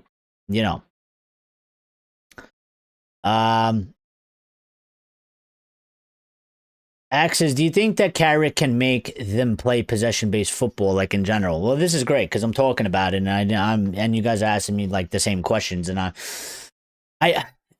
he does play some sort of possession, but it seems to be a lot in the opponent's half, which is fairly typical for a lot of managers today. I mean, it's like the one tactic that it just makes sense. Like if you're going to play possession, you want to do it in the opponent's half. You don't want to do it in your half. So I think it could be a hybrid of some sort of a possession, but with a Manchester United element to it, in that it will be a little bit more direct. It will be a little bit more quicker.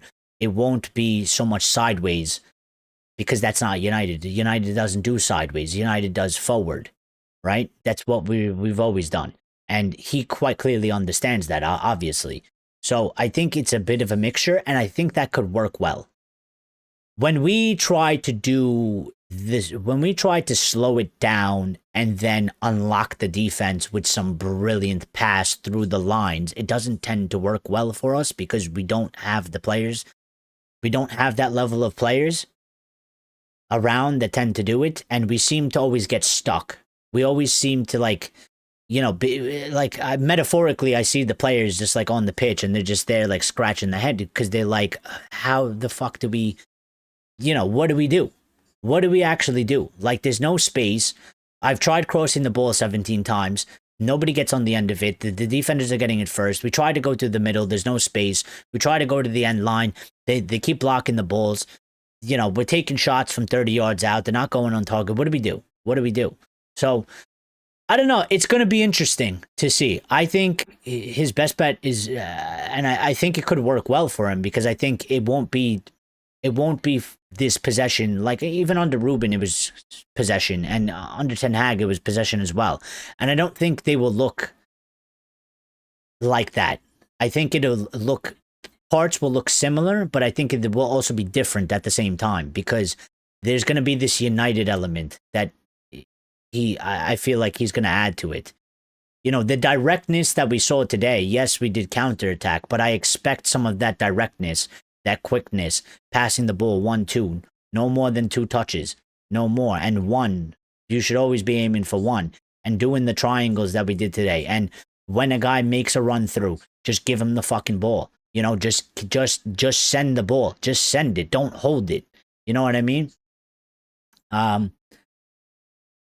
Yeah, I think that's what we could probably get. Simon says, I'm off, guys. Been a great day. Players proud to wear the badge. Have a good night all and a great Sunday. Yeah, you too, Simon. We'll be back Monday for you as well. So, make sure you come back. Lucky says, I like what we did. Same Ruben defense, close gaps, make block low. Michael Carrick did all that. And that's how you have to do it, really. That's how you have to do it today in a match like that. I know, at one point we would like to get to a place where we play our football and then we dominate that game versus City and we destroy them with 65+% possession and we scored 3 goals, but we're not there. Yeah, we got to build towards that. And, for right now, it's okay. We got the result anyway. We played really well and we did our thing. And that's what we need to do. And that's what Carrick needs to do. He needs to get answers. And different games will require different answers. It's going to have different problems. And ultimately, his job as the manager is to try and solve those problems along the way. And it's all different equations.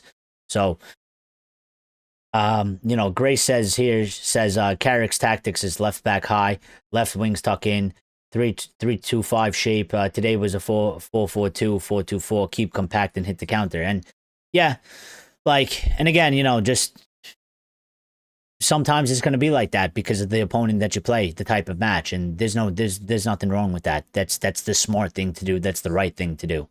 And then when we're in a match that we should win or we should be able to dominate, then it's going to look different and it's going to play different, and it should, and then it should work out well in that circumstance as well. Hello is not the Messiah. He's a very naughty boy. Hesty says, how can he be our player of the year 2023? Delo? Because again, listen, he's not. It's the inconsistency. That's all it is. Listen, if you take an informed Delo and you do a bit of Football Manager, yeah, and you go into the in-game editor, and there was an option to just give him, high form for consecutive runs, everybody would love Delo. You know what I mean? It's the inconsistency in the form is all it is. It's the unableness to sustain the run of positive displays is his problem. It's not necessarily a talent problem. It's not like an attitude problem or something like that. It's just that he's just hot and cold, and you can't really have that, right? So I would look. I mean, listen, what is he? 27 now?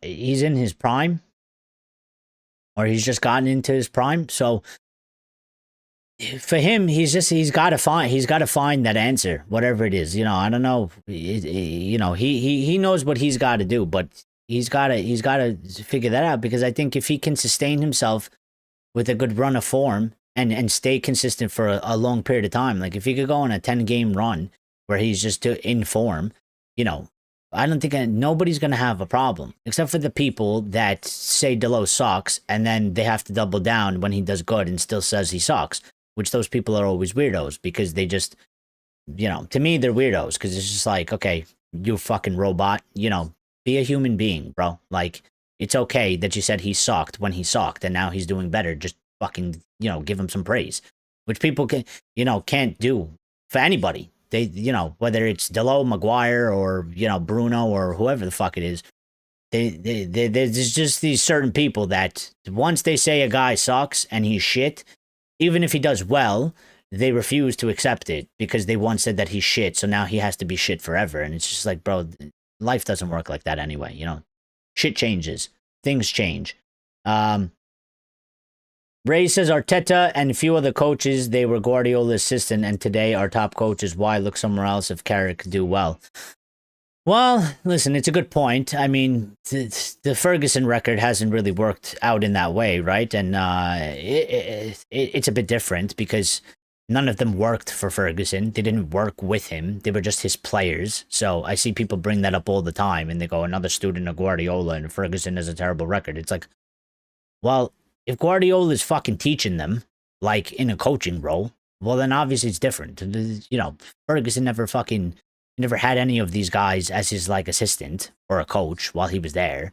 So it's not the same. They're just students of him in terms of he was a manager and they were a player. So it's a different thing. And the same thing is true for Carrick. Like maybe he picked up some things from Fergie, but it's not like he worked with Fergie. Everything that Carrick is doing is, when you compare it to Arteta, like everything Carrick is doing is on his own. He went to Middlesbrough. He went to the championship. Arteta didn't do that shit. He got a job with Pep, and he was coach there, assistant there of some sort, and he was learning from the guy. And then he went straight into Arsenal. He didn't. It's not the same route. So it's different. I mean, listen, I don't know. Like Carrick is here and he has an opportunity, and maybe he makes a claim and a stake that, like, you know what? I did 130 something matches at Middlesbrough in the championship, and I know United, and I can handle this. And I can be the guy. But I will say it's up to him and it's up to the players, and he has the rest of the season, and so why not and see. I still don't trust this board though, because even if they say like, they're not going to look to give him the job, I still have this feeling that if he does really well and we get Champions League, and maybe he does way better than even some of the expectations that they have now, which people are just saying, get us Champions League, get us top four. If he gets us up high and sustains it, I still think that in this board there is an inkling that they'll flip and they'll just be like, oh, well, he's done a good job, we'll give him the job. And I'm a little bit torn about it because I still have the Ollie PTSD, and it kind of feels like it could go the same way, but I feel like that's part of like a human thing, that we feel like history is going to repeat itself, and maybe it could, but also at the same time, I think you have to be fair and say the two different guys. They played two different positions. They have did sort of different understandings of the game, and it's a bit unfair to lump Carrick in with Ole Gunnar Solskjaer and just say, oh, because it's a bit of a similar situation. They came in as caretakers. They don't have that much experience, that it's going to go necessarily the same way. So, that Neville message wasn't mine. It was DJ's. Oh, sorry. Oh yeah, it was DJ's. You like the Oreo. DJ was in the middle. It was Grace and then DJ and then Grace. You're right. My bad. Yeah, I make mistakes all the time. Please don't mention that Pratt Carey. Axe says, I feel like managers' downfall begins when they start playing possession-based football. Well, maybe. I think it's because you need certain types of players, Axe. And if you don't have those players, it's not necessarily going to go well. And I think it's because it's very... I don't know if acute is the right word, but it's more of like a specialization. And if you don't have the specialized specific players that have that specific talent to sort of unlock the defenses and stuff like that when they are tight, then you're going to struggle, yeah? Like, it's going to be a bitch. You need, the way I view it is like you need special type of players to really, to pull that off so that it's brilliant, you know? And if you don't have that level of player, if you don't have that quality of player, it's going to be a bitch to make it look good. It's going to be a pain in the ass to try and get it to work as good as it should. But you know, a 4-2-3-1 is one of the most used formations. Over the last 10 years, it's the most successful formation. It's also the most balanced formation. So it's probably a bit easier to use that formation and do some different things with it, because you can have because it's so balanced, you can have it play like it's probably easier to make it play 3 to 4 different ways than maybe if you used a different, you know, tactic, a different system, a different formation as well. Because a 4-2-3-1, you could have it play super attacking, you can have it super defensive, you could have it balanced, and it's a pretty overall balanced formation anyway. So,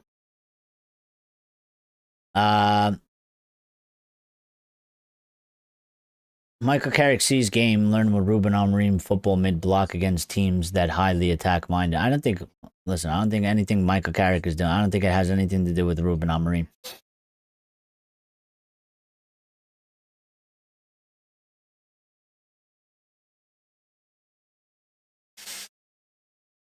My favorite Premier League player, Cole 5-star Palmer.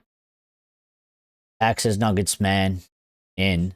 Well, we'll see. What do you consider the 3 to 4 signings in current scenario, which takes our team to title contenders, genuine signings, which are sellable? Well, I don't know if I could give you specific names, but positionally wise, we definitely need to hit the midfield, and we definitely need to hit the defense.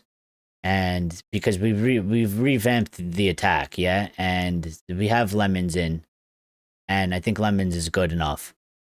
And he'll grow in the role as he continues, yeah? Like, I think he's good enough. I think he showed he's good enough already.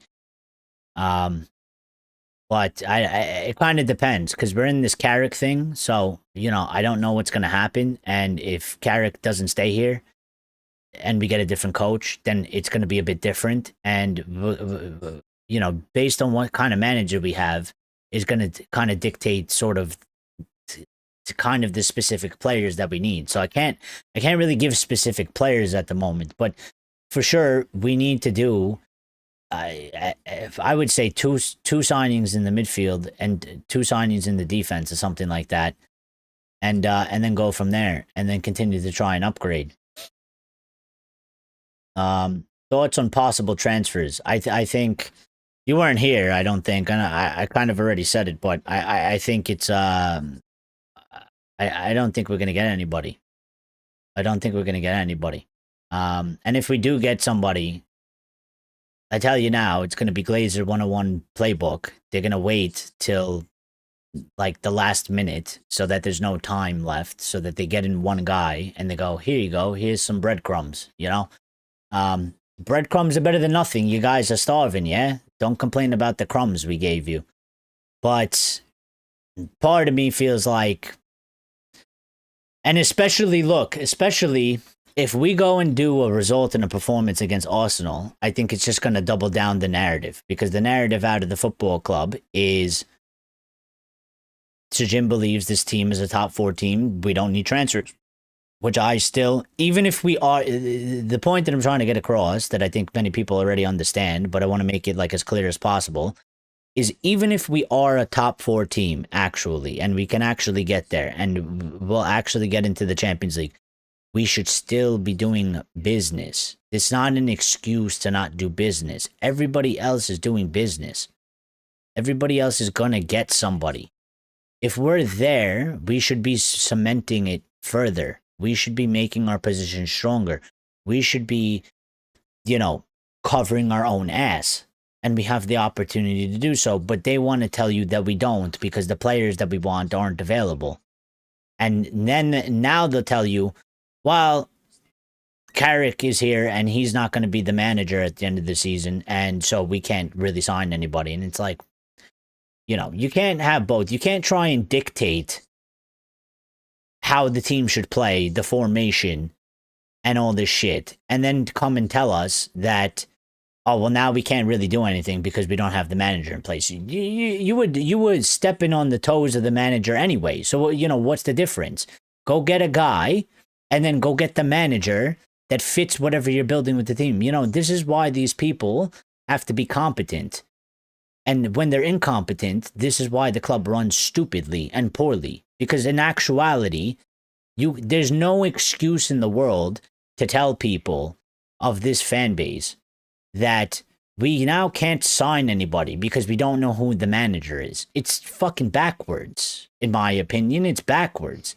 It's like there should be somebody out there that you can definitely add to the squad because we don't have the best squad in the world. It's not like we have the players of Real Madrid. We don't have Mbappe's, Vinicius's, and, Pushameni's and shit like that. We don't have those players. So there's definitely always an upgrade out there.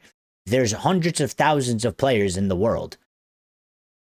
And you want me to sit here and buy that the 3 guys that we were looking in the midfield aren't available till the summer. And those are the only 3 guys in the entire world of football. So now we can't get anybody. And I just don't buy it. I think it's all bullshit, But I think to answer your question more directly, Axe, I think from the result today, I think they're probably sitting there saying, so Jim's probably like, see, I know football. And Barada and Wilcox are probably like, yeah, Jim, you're a genius. We don't need signings. Ruben's a fucking idiot. And the fans that are asking for signings are also fucking idiots. We're a top 4 team. And if we go and we beat Arsenal, I think they'll double down on that and say, we definitely don't need signings. We don't need to sign anybody. Don't sign anybody. Don't spend any money. And we'll wait till the summer. And it's like, even in the summer is a problem anyway. There's a World Cup. You're not going to get the type of player that you want to get. They're going to be at the World Cup. You're not going to get them until mid-July. So, and then preseason starts. And we all know United, we take our sweet ass time with the transfers anyway. So it's like everything's going to be delayed and we take time. So what's going to happen? You're telling me that most likely scenario, we're gonna get 3 to 4 players. What? When the season starts? So they don't have a preseason with us, so that they come in behind like they did to Senny Lemons, and we can't use them from the beginning of the season when everybody else is going to take care of their business because they run properly.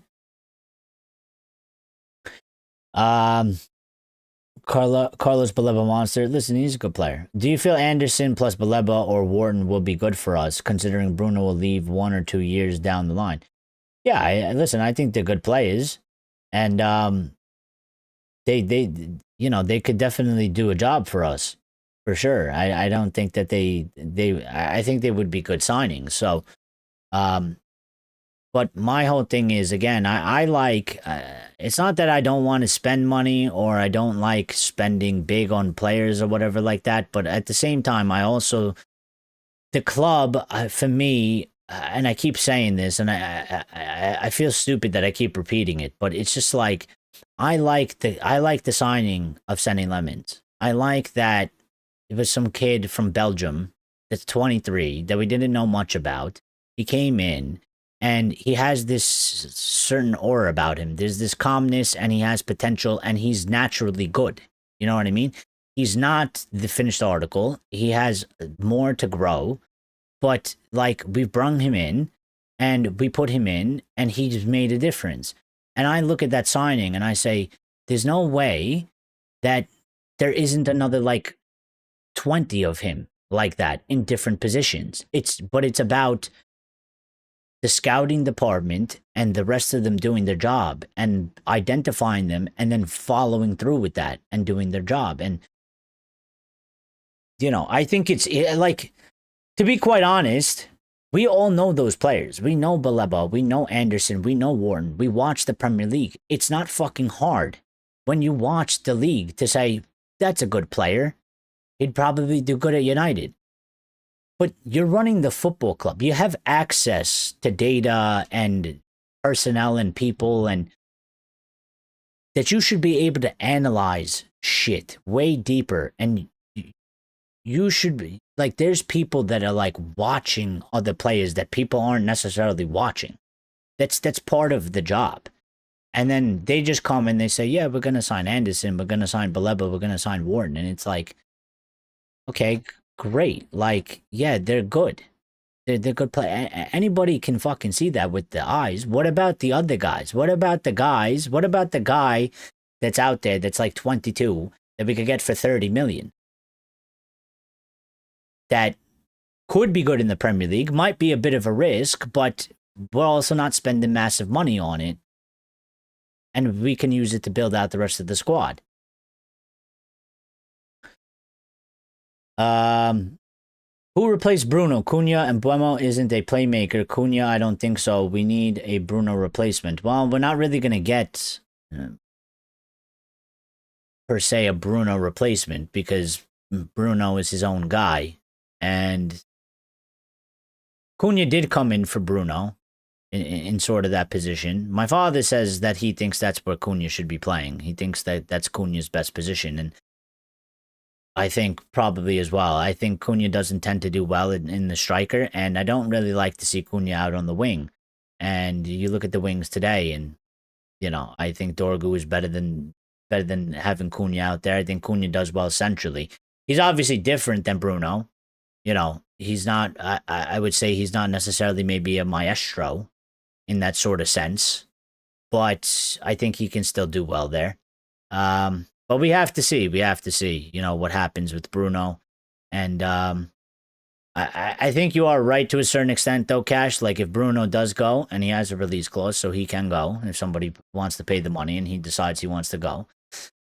We would need, there is still Mount there as well. But he still has a bit of injury proneness. Can you rely on him? He's not him and Bruno in that regards are very different. If he could stay fit, maybe. But we would probably need some sort of an attacking mid. Some people would say maybe Kobe Mainu. They like Kobe up top more than they like him deeper. But Kobe played really well today. And he played next to Cass. And, I always said that I would look to do that. I would look to do Mainu next to Cass. I think it's something that could work if Mainu plays the position the way that he needs to play the position. And today he played the position the way he needed to play the position. He fully understood it. And maybe that helps Michael Carrick being there. I feel like he could do a bit of a job in a similar sense of like how Carrick used to do.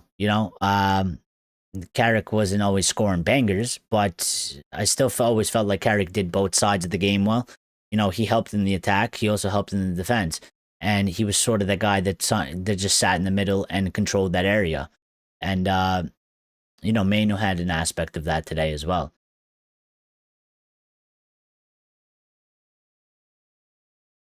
What's our standing now? We are in 5th right now. And then my phone died, I believe. We are in 5th.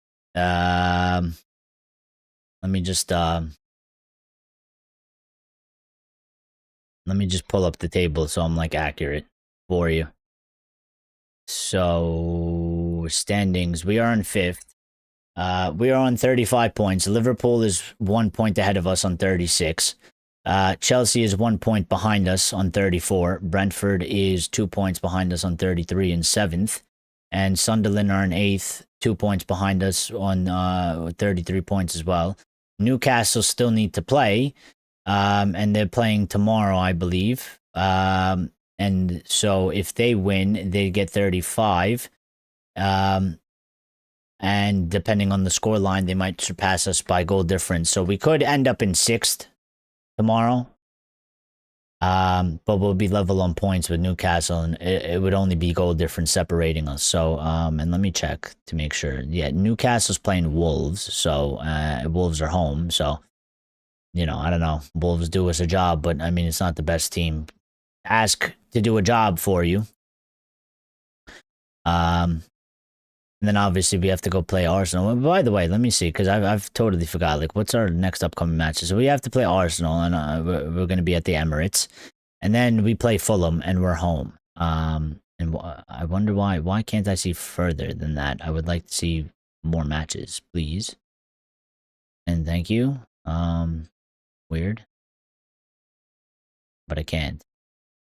It doesn't show me, which is just weird. Okay. Why does it do that? It skips. Oh. Yeah, so we have to play Fulham. We got to play Arsenal. Then we play Fulham. Then we play Tottenham and we're home. Then we play West Ham, Everton, Palace, Newcastle, Villa, Bournemouth, Leeds, and Chelsea. So a bit of a mixed bag after we play, I guess, Tottenham. You know, West Ham will be away, but we should go rectify our previous shitty result. And the same thing for Everton. And Crystal Palace are, you know, down bad right now. And we'll be home for that match. And then, you know, Newcastle. And maybe we'll get some revenge against Villa. We'll be home for that one as well. So, yeah, I mean, listen, there's some fixtures here coming up. They're a little bit favorable. Like, we're going to have to play Leeds again, but we're going to be home this time. So, you know, we could certainly do it. I mean, right now, our form, last 5 matches, we got 2 wins, 3 draws. Not in that order, but win, draw, and a win. So, you know, we haven't actually lost a match. And, you know, Liverpool are 1 less win than us.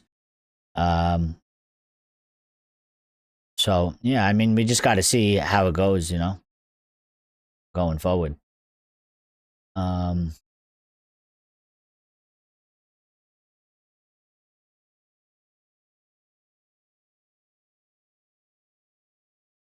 So, are we almost sure now that we're going to play a 4-4-2? Where does Sesko, Cunha, Mbeumo, and Ahmad all play? Also, Mano, since we will get 2 center mids.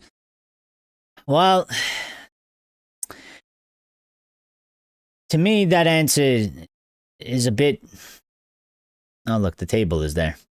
To me, that answer is a bit like... It's a bit survival of the fittest, I would say. Like, who plays is whoever does best at that moment in time. And I think Manu can play in the center mid. And maybe, listen, maybe we don't get 2 center mids now. Maybe we get 1. I don't know. Things can change. Like, listen, we're technically we're going in a different direction. So, and I guess it depends what happens. Like, you have to take into account, like, is Cass staying, Cass going? Is Bruno staying? Is he going? What are we doing with Ugarte? Is he going to stay or are we going to sell him? You know, these things, those will have impacts on how many players we're going to get into the midfield and what the team's going to look like. Because, I don't know, for shits and giggles, if you say, well, Cass is going to leave and he's not going to stay, and Ugarte we're going to sell, and Bruno is going to leave as well, well, that really leaves Kobe Mainu. You know what I mean? So if you sign 2 guys, well, then you have 3, and you know that's you probably maybe need 1 more because you need 2. If you have 2 midfielders, you need two backups at the very least, and not to say that they're automatically backups, but just in squad depth. Like if you have 2, you're gonna need another 2, just you know, for squad depth. And then you know there's Cunha.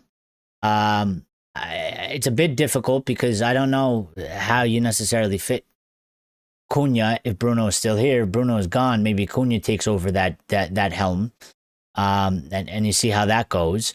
There's also Sesko, and Sesko will play striker, and I think Sesko will be part of the team. But I think today, you know, we needed to be quick on the counter attack, and Sesko he's not super slow, but he's not quick like Mbeumo.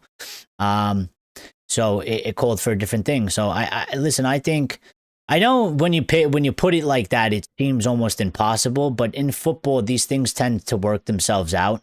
Like some players will be playing like shit and they don't deserve to start, and other players will be playing good, so they should be starting, and their roles get put into there, and then there'll be injuries and stuff like that, and then we need to rotate if we're playing all these matches anyway. So it's like we can't play every player all the time, so there will be more opportunities, there'll be more games. So it's hard to see it now, but these things tend to sort of work themselves out. They tend to sort of sort themselves out anyway. So I don't think it's that.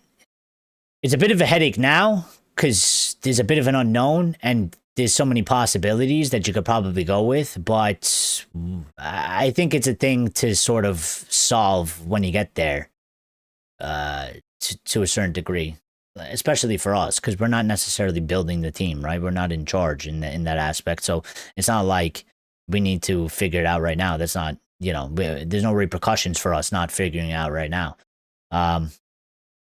But yeah, there's a lot of players, and especially for this season, we're only playing 40 matches.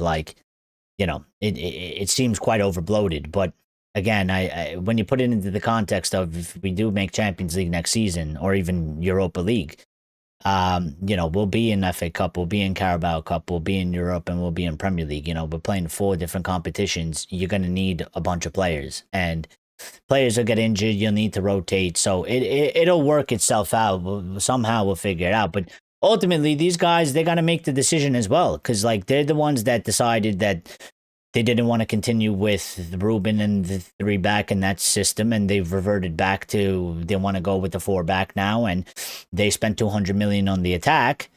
And I think that's fine because we can still use the attack. With what we bought, we can still use the attack going forward no matter what system we play. And then maybe now they just have to adjust and say, well, we don't technically need 2 midfielders, and maybe we don't need these specific guys. Maybe we need some other guys. Maybe we need just one, depending on who stays and who goes or whatever. So I think we let Ugarte, Delo, Kase, Xerxes next season. If we get Champions League, we're gonna need at least 6-7 signings for squad strength. But that is a problem though, Cash, because I don't think these guys will get us 6-7 signings. You know what I mean? 6-7. By the way, and apparently I'm too old to be saying that, and people will call me childish, but I don't give a shit. Let me live. But it's a good point, Cash. The thing is, if they do that, I think they'll leave whoever's in charge, they'll leave him shorthanded, because they sort of did the similar thing to Ruben. Even when you look at the summer, we got rid of 8, 9, 10 players to a certain degree, and they all had to go. I'm not saying they didn't, and they needed to go, but we then also only bring in 4 players. You know what I mean? And you can't really have that either. So that's why I'm saying, people will get angry because they'll feel like Maguire is blocking a transfer, or he's going to stop somebody from, progressing or growing or something like that. And the same thing will be for Casemiro. But it's I don't you get rid of all these players. If you get rid of Casemiro, Ugarte, Bruno goes, then you get rid of Delo, and who else did you say? And Xerxes, that's 5 players right there. Now, Xerxes may be not that much of a big difference maker, but you get rid of some of these other players, and it's well, we need to replace them. Plus, we're going to need more anyway.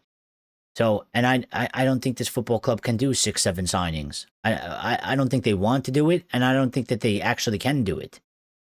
I don't think they want to spend that amount of money. I don't know if they can spend that amount of money, and I don't think that they would actually do it. So that's why I'm saying, for guys like Maguire or Cass, or maybe even Shaw, if he stays fit and he proves that he can stay fit and be all right, we'll hold them over. We should be getting the players in anyway, and then they need to duke it out anyway. You know what I mean? And if you keep them here for one more season and you get players in, and then you go, all right, these guys are good, we're okay now. We bring in a midfielder, we bring in a defender or 2.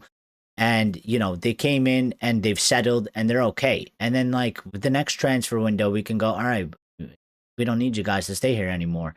we're good. You know, we got replacements in, they're settled, and then we can continue moving forward. We'll get them out, and maybe we'll get some younger guys in or something like that. Ruben Neves is free, and United will get him for sure. I don't know about any other. Well, they do love a free, I guess. Listen, I still don't know about Ruben Neves, yeah.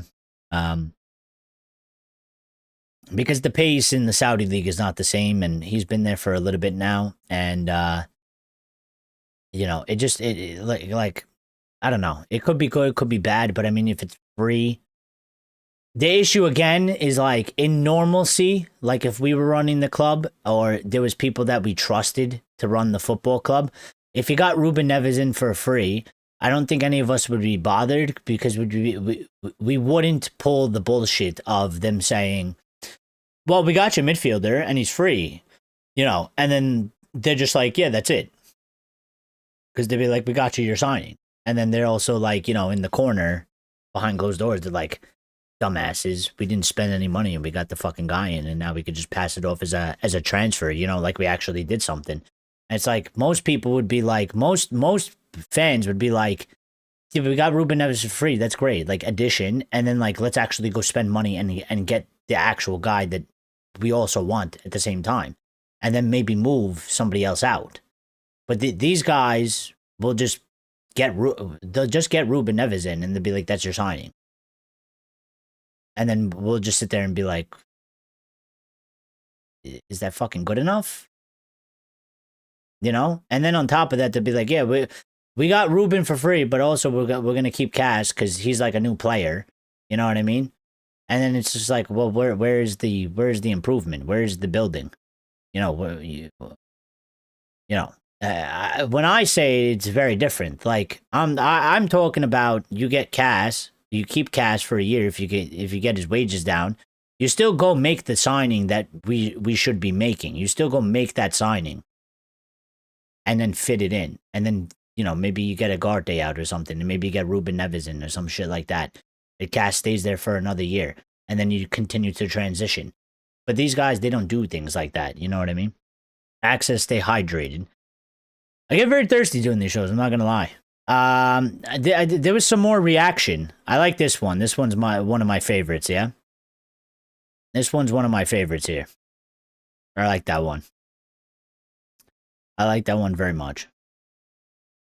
Great picture. I don't know whose son that is, but W Father, whoever he is, W Father, Father of the Year, for sure. No, this is the shit that you find on the internet, yeah? Like, this is why the internet could be a great place. It could also be horrible, but, you know, and today, like a day like today, great, you know? Oh, by the way, there's a bit of news. I should probably get to that, yeah? What time do we got? 2 hours? Okay, we're not going to go for much longer, but 10, 15 minutes.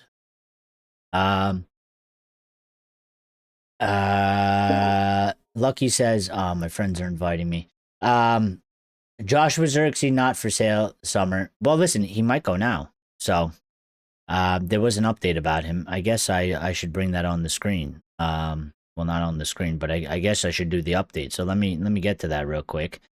And just update you guys, because there was a bit of news. There wasn't a lot. There was very little. And I guess they're saving it for tomorrow or Monday. You know, but let me see where I got it here. So real quick, if you're interested, Martinez was asked about the comments about struggling against Haaland. So this is great.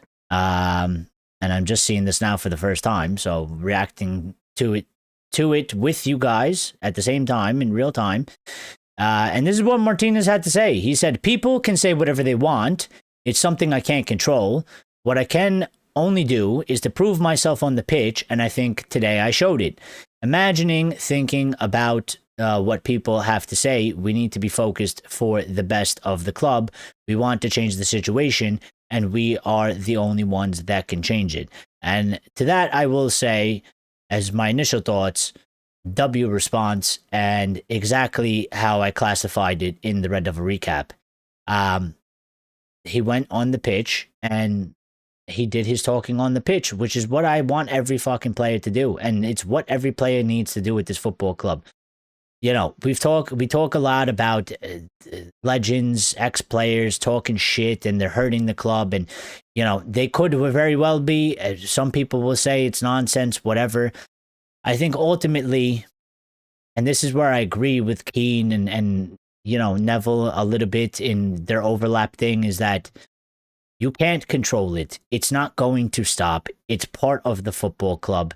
No matter how much you hate it or you think it's bad, whether it's them doing it or anybody else, it's part of the job. And when you're a player for Manchester United, you need to understand that, and you need to be able to figure out a way to deal with it.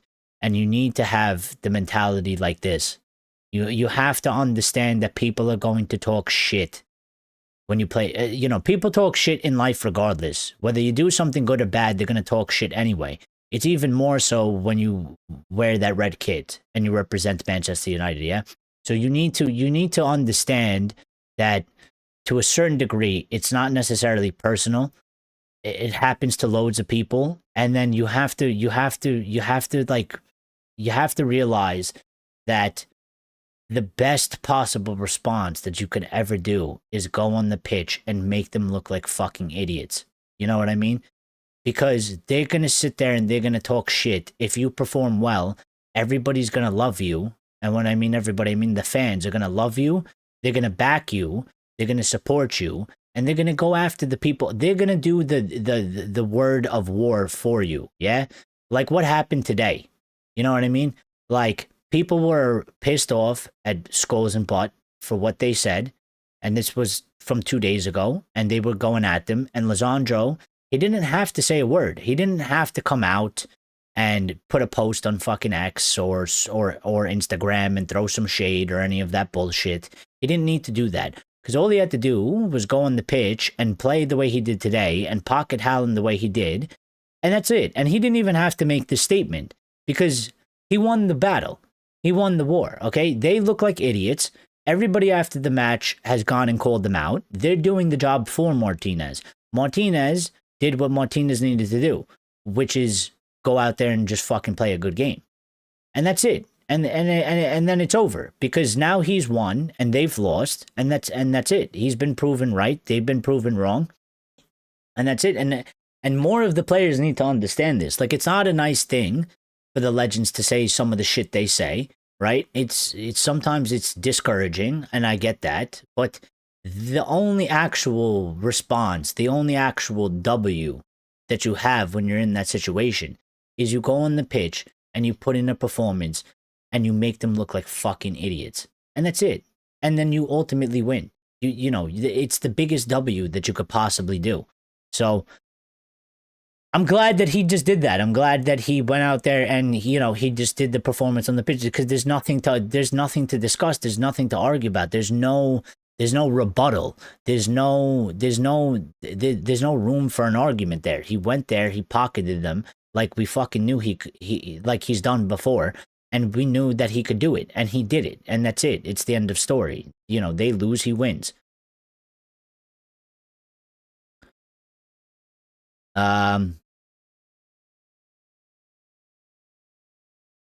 You know, people are still calling them out. I'm still seeing things here. Like, people are saying, they're taking the clip, and this is what I'm talking about. Like, they're taking the clip of what they're saying, and they said Lisandro Martinez versus City, 100% aerial duels won, 100% ground duels won.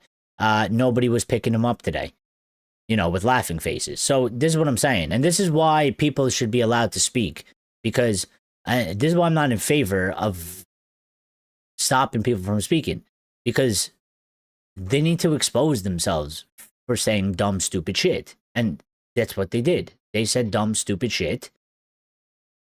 And it's aged like sour milk, It's, in 2 days, it's gone absolutely rotten, whatever they said. They thought they were having fun. They thought it was going to be good for them with their clicks and maybe their money. But now everybody in this fan base, nobody's respecting them for saying that. Nobody's taking them seriously. They've actually become the butt end of the joke, pun intended, with Nicky Butt.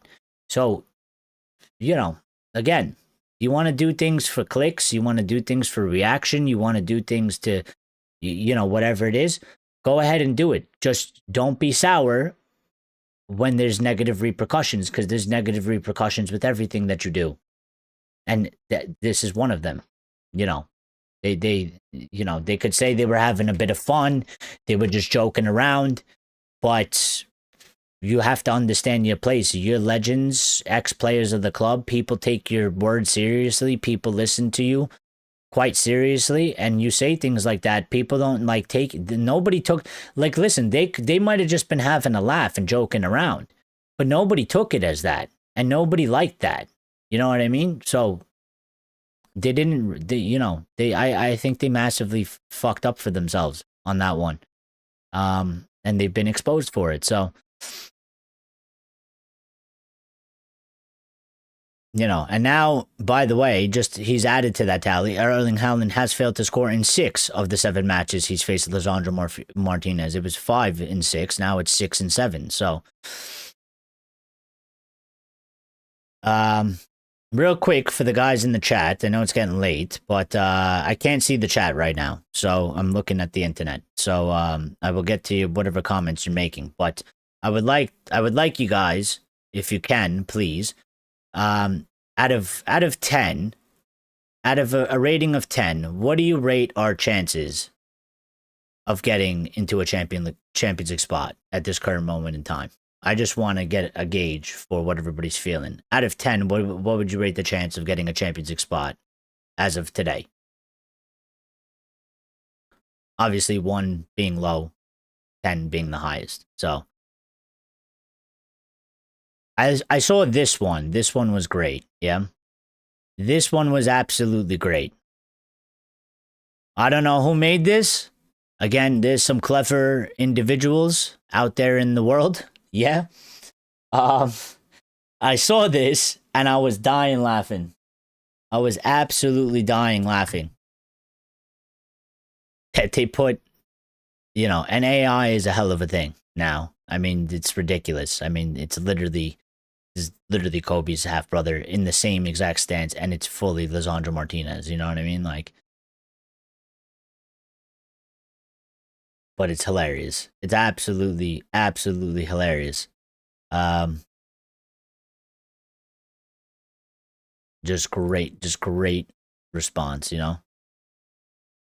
By the way, I was watching back, that third offsides goal, it wasn't offsides. And I called them out because I'll show it to you in a second. But first, I just want to show you this because we all love this guy, yeah? And we were talking about him a lot. And my guy was so happy today. You know what I mean? It was so happy today.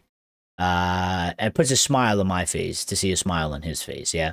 Especially at his age, and everything he's done for us. So that brings me joy, you know what I mean? I still get the finger thing wrong. This brings me so much joy, to see that from him. So, yeah, he's deserved that. He's deserved that. I'm glad they deliver that for him. You know what I mean? I'm glad they deliver that for him. It's the least that they could do, We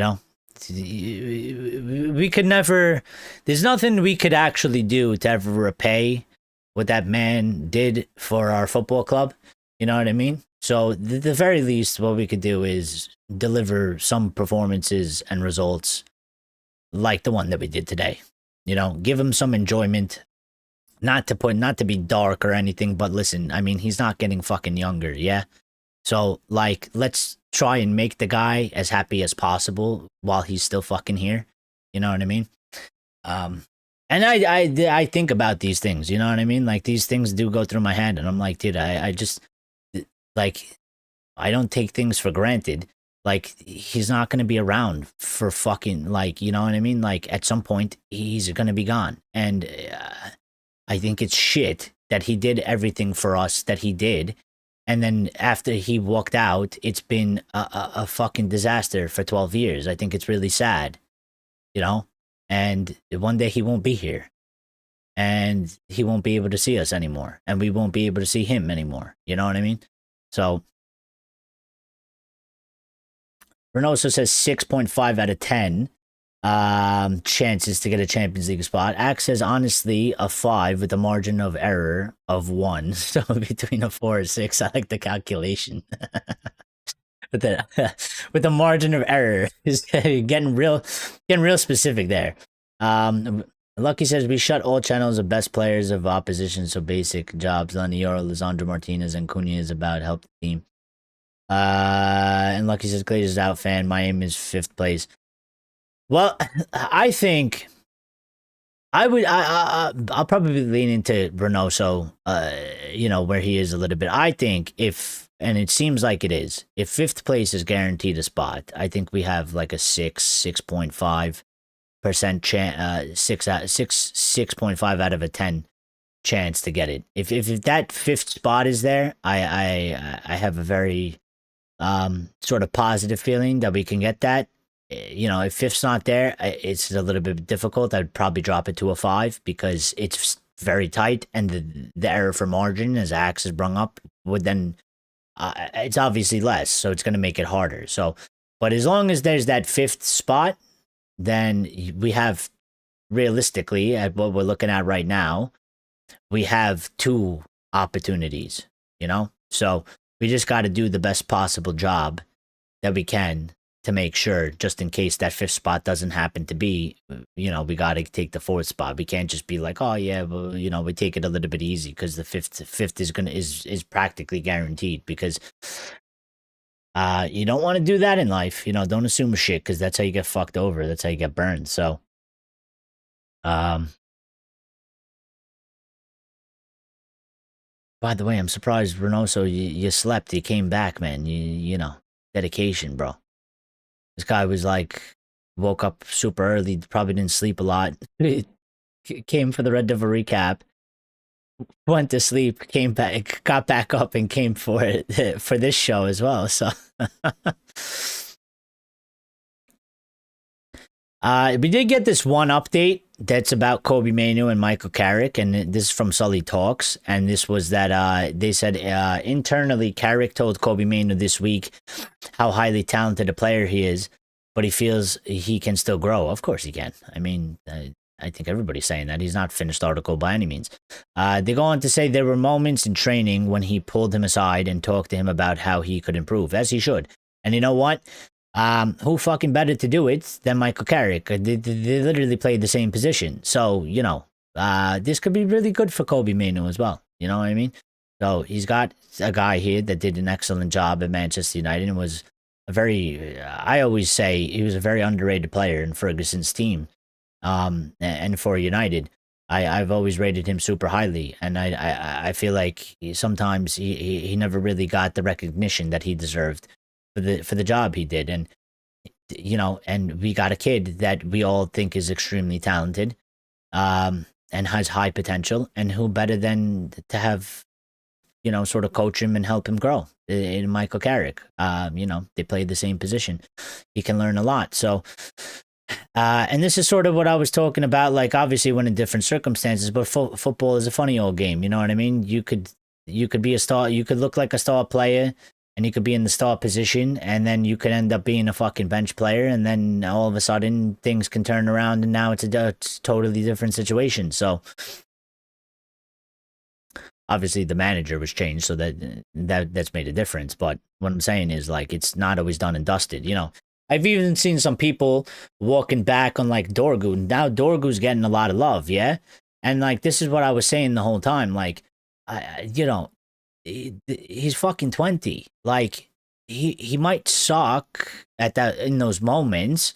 There's nothing wrong to criticize him and say, he's doing shit and he needs to do better. But I never will agree with anybody writing off a kid that we got from another league at 20 years age, and like now he's officially been here for 1 year, because we got him in January. He wasn't even here for a year. You know what I mean? And it's just like, and people were trying to write him off, like they're saying like he's not a United player and he's not good enough. And it's like, bro, relax. Just give the fucking guy some time, man. Like, he has some good elements to his game. Some elements of his game is bad, but he's 20. Like, he can still grow, I sometimes I feel like people, they talk about, like they were talking about Dorgu, like he's fucking 27 years of age, and it's like he's not 27. He's got another 7 years to go before he gets to 27. Why are you talking about him like he's 33? Like he's like gone through the whole progression. It's like, dude, relax. Like, you get it. The crosses were shit. The end product was shit. He still had some good things to his game. He was shaky in defense at sometimes. He lost some confidence, but now he's got it back. You know, this is the part of the process of football. You're not going to be great every time. You're not going to be good. You're going to struggle. You know, even my father is like very harsh on Lenny Yoro. And I don't know why, because he loves the kids. He's always talking about the youth, the kids, and this and that. And, you know, Yoro's not from our academy, but he's still a kid. And he's very harsh on Yoro. He doesn't like Yoro. And I don't really understand it, because I'm like, well, I think Yoro, for his age, he's got very good things about him, but he's not perfect, and he will play like shit at times. But I'm looking at it and I'm like, well, if we could progress him well over the next 2 or 3 years, he's going to be a very good center back. And so will Aiden Heaven. You know, I'm looking at those two guys. I'm looking at Heaven. I'm looking at Yoro. And I'm like, those two guys are the future.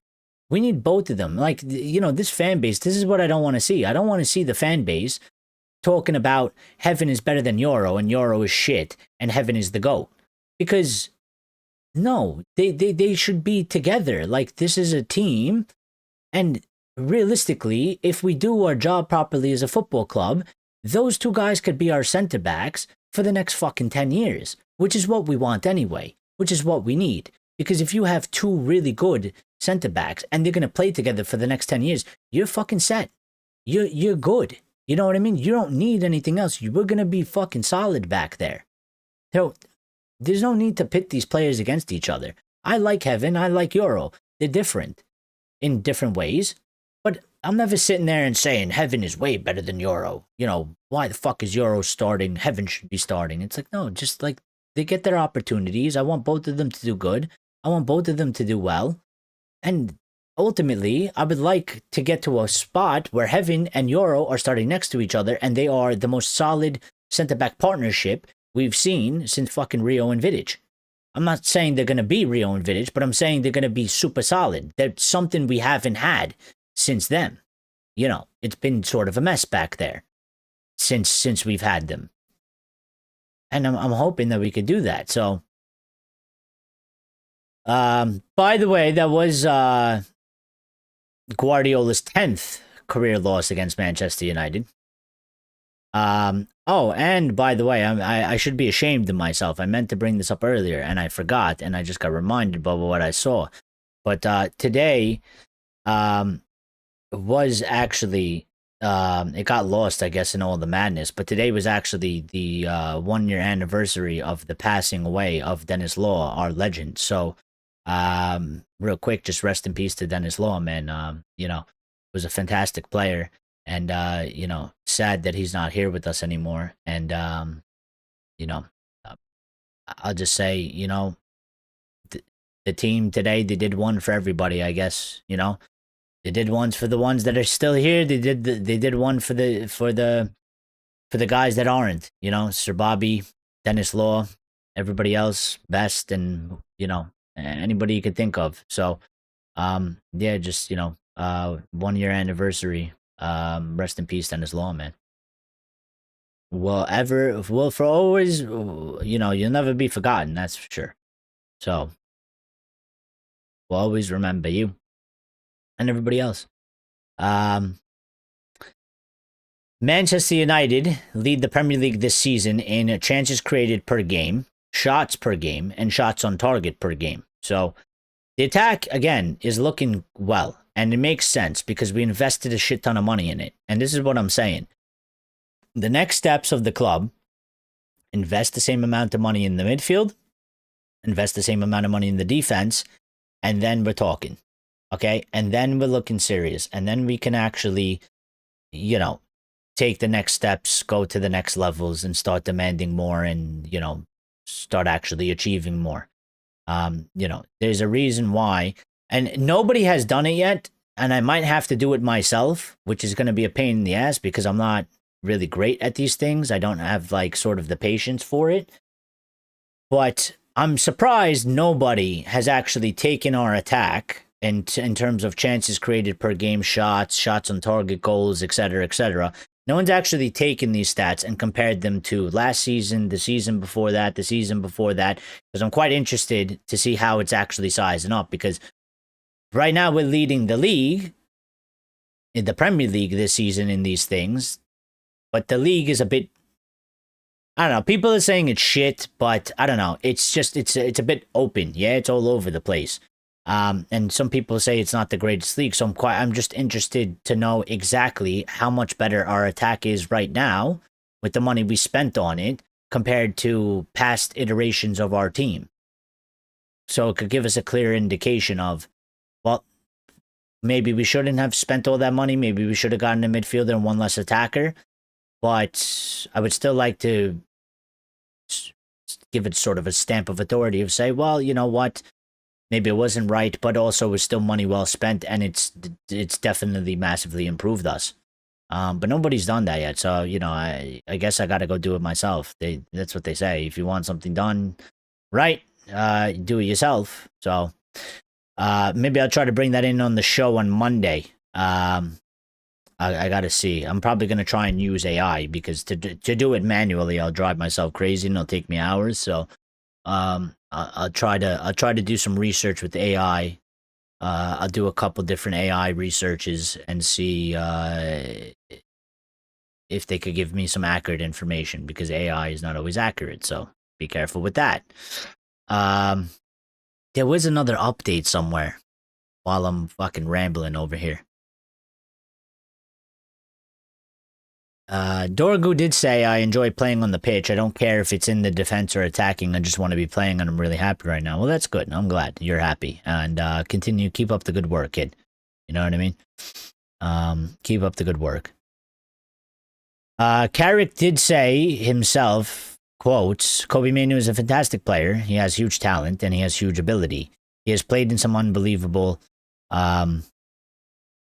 I'm not going to say that word because that sounds wrong, and I don't know if that's a,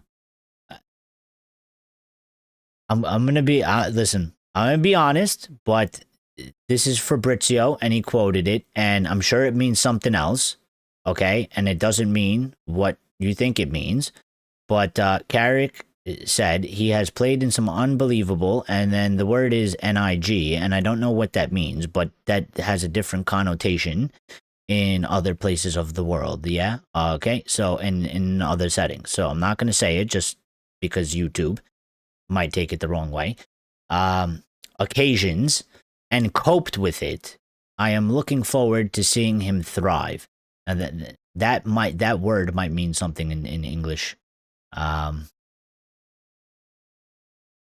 Or maybe Fabrizio did a typo when he wrote it out, because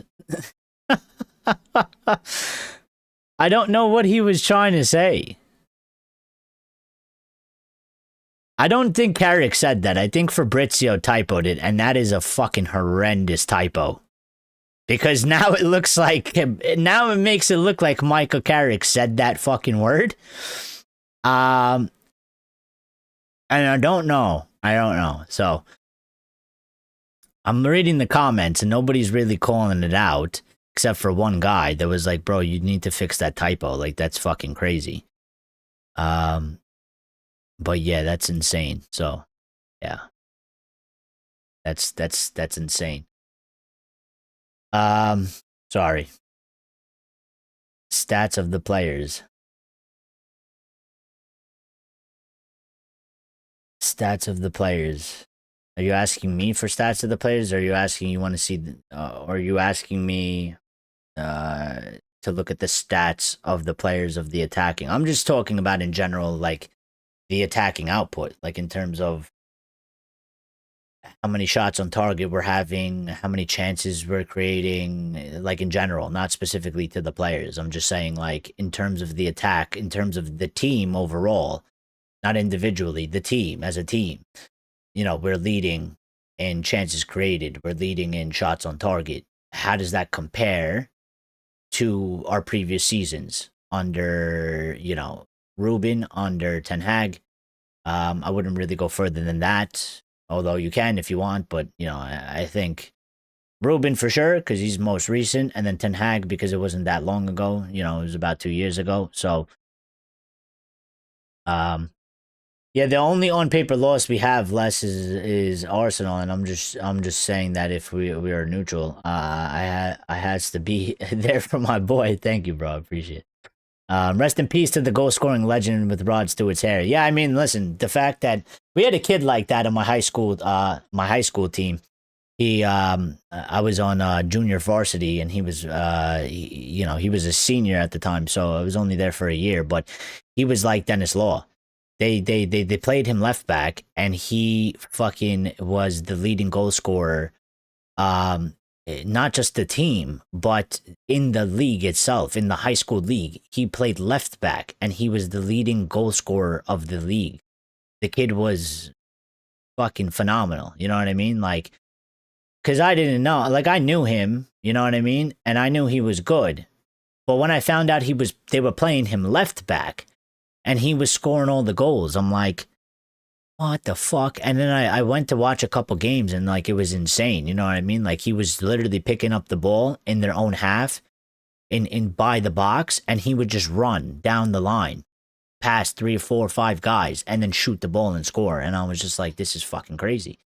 And sad part of that story is that I'm pretty sure he got a scholarship to a college, and then I'm pretty sure I don't know this for 100%, but somebody told me that he got arrested for fucking selling drugs or something, and his whole career was fucking gone, which is just sad as fuck, because all that talent, and you were selling drugs and you fucking threw it away, you know? You got a Division I scholarship to a top team in the country, and you were selling drugs? You know, and then this is why I can't have sympathy for people like that. You know, I used to play with the kid, so talented. He was fast. He had more pace than me. He had a better strike than me. Okay. And, you know, I envied him a little bit, because I was like, I wish I fucking was like, you know, if I had my mentality and my attitude with that fucking ability, I'd be fucking, you know, world class. But he played striker, and I would play winger. And I'd cross him the ball, and the ball is on a fucking platter, a silver platter. You couldn't ask for a better ball. It's bro, you don't even have to jump. The ball is there. All you got to do is go like this. Yeah. And I did that 3 times, and he just lets the ball go like this, right in front of his face, and doesn't. And after like the second, third time, I'm on the pitch, and I go, bro, what the fuck are you doing? I'm like, why aren't you heading the ball? And this guy, in the middle of the game, he turned to me, looks at me, and he goes, oh, I don't head the ball. I go, what? He goes, I don't head the ball. He goes, I don't like heading the ball. It hurts my head. I go, are you fucking serious right now? I was like, are you kidding me? And I was like, you're supposed to be one of our top players? You don't head the ball? And I was sitting there, and I was like, dude, if I was the coach, and I heard that, he would never fucking play again. He'd be on the bench. How can you have a player that's your starting striker, and he tells you I don't head the ball because it hurts my head? What the fuck? You know? And that's when I'm sitting there, and I'm just like, I look at him, and I'm like, I was friends with him. He was a nice kid. It wasn't even like he was like an asshole or anything. And I just sit there, and I'm like, this is such a fucking waste of talent, bro. It's such a waste of talent. I'm like, dude, you're so good, and you're not gonna head the ball. Like, how can you fucking not head the? Bro, do it for the team, bro. Head the ball, bro. Put it in the net. Like, let's win the game. Fuck it, you know? That's why I get so worked up about shit like that, because it's like I've seen this on like a smaller level. It's not professional, but that's why I hate certain things like players that think they're bigger than they are, and like they act like this fucking certain way, like Jadon Sancho or something. It's like, bro, you're not special and you're fucking shit, and then you want to act like a you know, and it's like, dude, you're just a waste, bro. You have a bad attitude, whatever. It's a waste of talent, bro. It's a waste of fucking talent. And if you took that talent and you gave it to somebody that actually has a good head on their shoulders, you know, they actually deserve it, because they're proper people. You know what I mean? But yeah. There's a program that gives statistical outputs for football. It's a specific program, like not SPSS. I don't know how you access that data input. Yeah. See, I'm not like that's. I think that's more of your expertise. Actually, like the stats. There's a couple things. I know there's one that you got to pay for it. I'm not paying for it. You know. Um. Uh. Yeah, life is harsh. People make bad decisions. Yeah, yeah, yeah. I mean, it's sad. I mean, because listen, he was a good guy too. You know, it wasn't even especially for me, like he never did nothing wrong to me. I was a freshman, and I was a smaller guy. Like he looked out for me. You know what I mean? Um, and he was kind of regarded as like a fucking star. You know, so and he always he was a nice. He was genuinely like a nice guy. Like he was a nice person. He wasn't even like he wasn't even like a snobby stuck up asshole. You know, he was actually genuinely like a nice dude. And I enjoyed like interacting with him and shit. And like, and then somebody told me like later on, like they were like, yeah, he got arrested, like, and he got his scholarship ripped up for selling drugs. And I was just like, no, man. I was like, not him. I was like, why, bro? I was like, why did you do that, bro? You know, I was like so disappointed because I was like, he was so good, and I was like, he's actually a fucking, like, he's not a bad person in terms of like, he didn't walk around and belittle people and think people are less than him or anything like that. And he was just a genuinely like nice guy. And I was just like, fucking, how the fuck did that happen? How did you let that happen, dude? And I don't know, that was a long time ago. I'm talking about like fucking over 10 years ago. So I don't know where he is in life now. Haven't heard from him. I don't know nothing. So at the very least, I hope he's okay. But I have no clue. I have absolutely no clue. But yeah, shit like that is fucked up, and it's sad, and it's just like, it's just a shame. It's a shame. It was, I could have swore I saw an update, and I can't seem to find it. That I saw it when, like hours ago, and I was like, I'm gonna bring this into the show. Oh, Nani was at Old Trafford, by the way. I forgot about that. Yeah. Nani, the legend. I have 2 shirts upstairs signed by him and only him.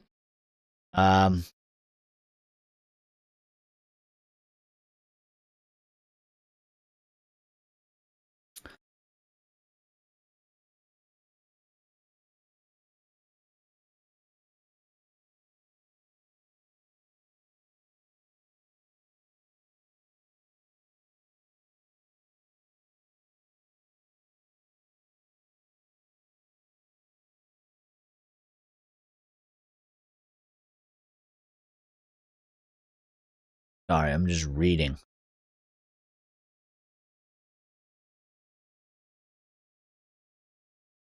Yeah, okay. There's nothing else. I thought there was something else, but there's nothing else. So yeah, listen, I appreciate it. It was a very good stream. A very good second stream, by the way. I thoroughly enjoyed it. It was a bit different. Usually we're very focused on the news and we're more serious, but today we had a little bit of mixture. We had some fun. We had some seriousness, but it was a freestyle and it was good.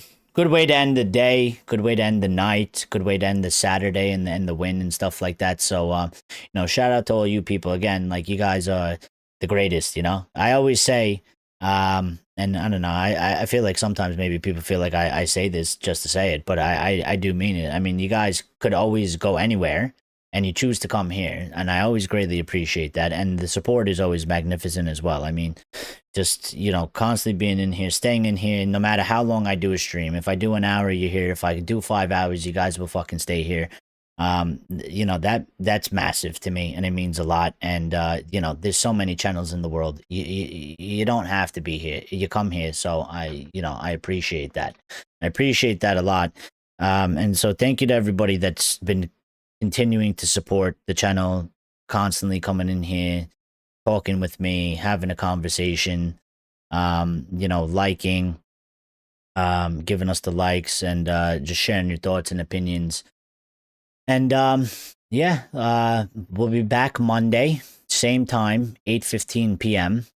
That one should definitely be guaranteed. After that, we got to sort of play it a little bit by ear, because again, work schedule is it's just a bit random. It's not normal work schedule. You know what I mean? Because of what I'm doing. So there will be days where I just won't. I'll sort of kind of disappear. And it's the reason why I kind of sort of disappear is because I can't actually, you know, when it's like Tuesday, I can't tell you for certain that I say like, well, Thursday for sure I'll be there, because I don't know. Like, I literally don't know. So there's nothing that I can say that I can actually update you guys to give you some sort of certainty. But you guys have been really good with that anyway. Like, I will go missing for 3 days, and when I come back, you guys are all ready to go anyway. So, you know, but Monday, 8:15 p.m., we will be live. UK, that is. UK. I forget Reynoso is in California. So that is 3:15. I need to get the Cali time now. Are you guys 3 hours behind us? Are you guys 3 hours behind us or 2 hours behind us? Or is it 4? I think it's 3, I want to say. So 3:15 p.m. Eastern Standard Time, which is 8:15 p.m. UK time. We will be live. Axe says I am inevitable. Reynoso says underrated Derby goal. Nani's 1-0 goal against City in the Rooney overhead kick game. Yeah, I remember that one like it was yesterday. I really liked Nani. Nani was one of my favorite players, to a certain degree. You know, there's some players that Rooney is one of my all-time favorites of all time. I love Rooney. Absolutely love Rooney. David Beckham. Absolutely love David Beckham. You know, even Scholesy and Giggsy, and Carrick and Fletcher. But I always liked Nani a little bit extra than I think some people. I liked his game. He was, you know, he always sort of lived in the, and of course Ronaldo, of course, is one of my favorites of all time as well. But he always sort of lived in that shadow of Ronaldo, and then Ronaldo left. And when he started turning up after that, I was really happy for him, because I was like, listen, the Portuguese, they're not the same. They kind of played the wing, but I was like, you know, give the guy his own lane, man. Give the guy his own lane. They're not the same player. They're different people.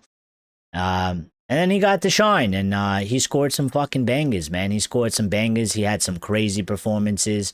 I always loved the flip celebration that Ferguson kind of got, or we thought that Ferguson used to get pissed about, but according to Nani, he never told them not to do it. But yeah, you know. Reynoso says, thanks, dog. Tried to catch you on Monday. Don't come back shaving, talking good about the glazes. Well, I am going to trim it at the very least. Yeah, I'm not going to shave it, but I don't like it when it gets too long. It doesn't look good on me. I start to look homeless. You know what I mean? So I need to trim it down. So it'll be trimmed down at the very least, but it's not going to be shaven. So, and I do need to go get a haircut too. The front part of my head is pissing me off as well. So, Reynoso says 3. Okay, so 3. So yeah, so it'll be 12:15 for you then. No, Axe, stop with that. We listen. We almost had a perfect show. You fucking ruined it. Okay, you ruined it. Stop with that shit. Stop. If you want to believe that, go ahead. Don't post this publicly. First of all, you can't even say that. I don't even think you can write that word in YouTube. I don't even think they let you write that word. So not only, and I'm gonna get rid of it. Not because I don't want you to speak, but because when you do things like that, it's you put the channel in jeopardy, okay? You put the channel in jeopardy. Okay, you can think he did it, that's fine, but Axe, you can't, I don't even think they let you write that word. I think like if somebody saw that and reported it, we can get in trouble for that. We can get in trouble for that. I don't think they let you write that word. I don't know. YouTube is a weird place. They're funny with their guidelines and shit. Okay, so just take it easy, relax. All right. It's not a, it's a word that makes people trauma. Okay, some people might have experienced that. It's a sensitive thing. Okay, so if you believe that, that's fine. We're not going to talk about it. That shit's in the past. It's over. All right, just let it go and talk about it somewhere else or something. Okay, this isn't the place to talk about that. But what do you mean? Just think about it. Look, it's a cruel world. We can't defend. Yeah, but what I'm saying is like, listen, YouTube has its own guidelines and stuff, and the channel can get in trouble if people come in here and say things. And then that's why we have moderators. That's why we delete some stuff. Because, for example, and I know this is very crazy, but like, if there was people coming in here and they were writing the N-word nonstop, the channel can get a strike and then can get taken down for a certain period of time. They have guidelines that even if I'm not saying it, and there's people in the chat saying these things, the channel can get in trouble. And I don't know the rules. You know what I mean? I'm not up to date on YouTube's rules. I don't play games with YouTube because of the way they are. Listen, there was a moment in time where you couldn't voice an opinion and they banned you. So I don't like to play with these people when they do their things, okay? I would like to keep my channel and our channel out of, trouble, all right? So as much as I advocate for the freedom of speech, I ultimately, I don't make the rules on YouTube. You know what I mean?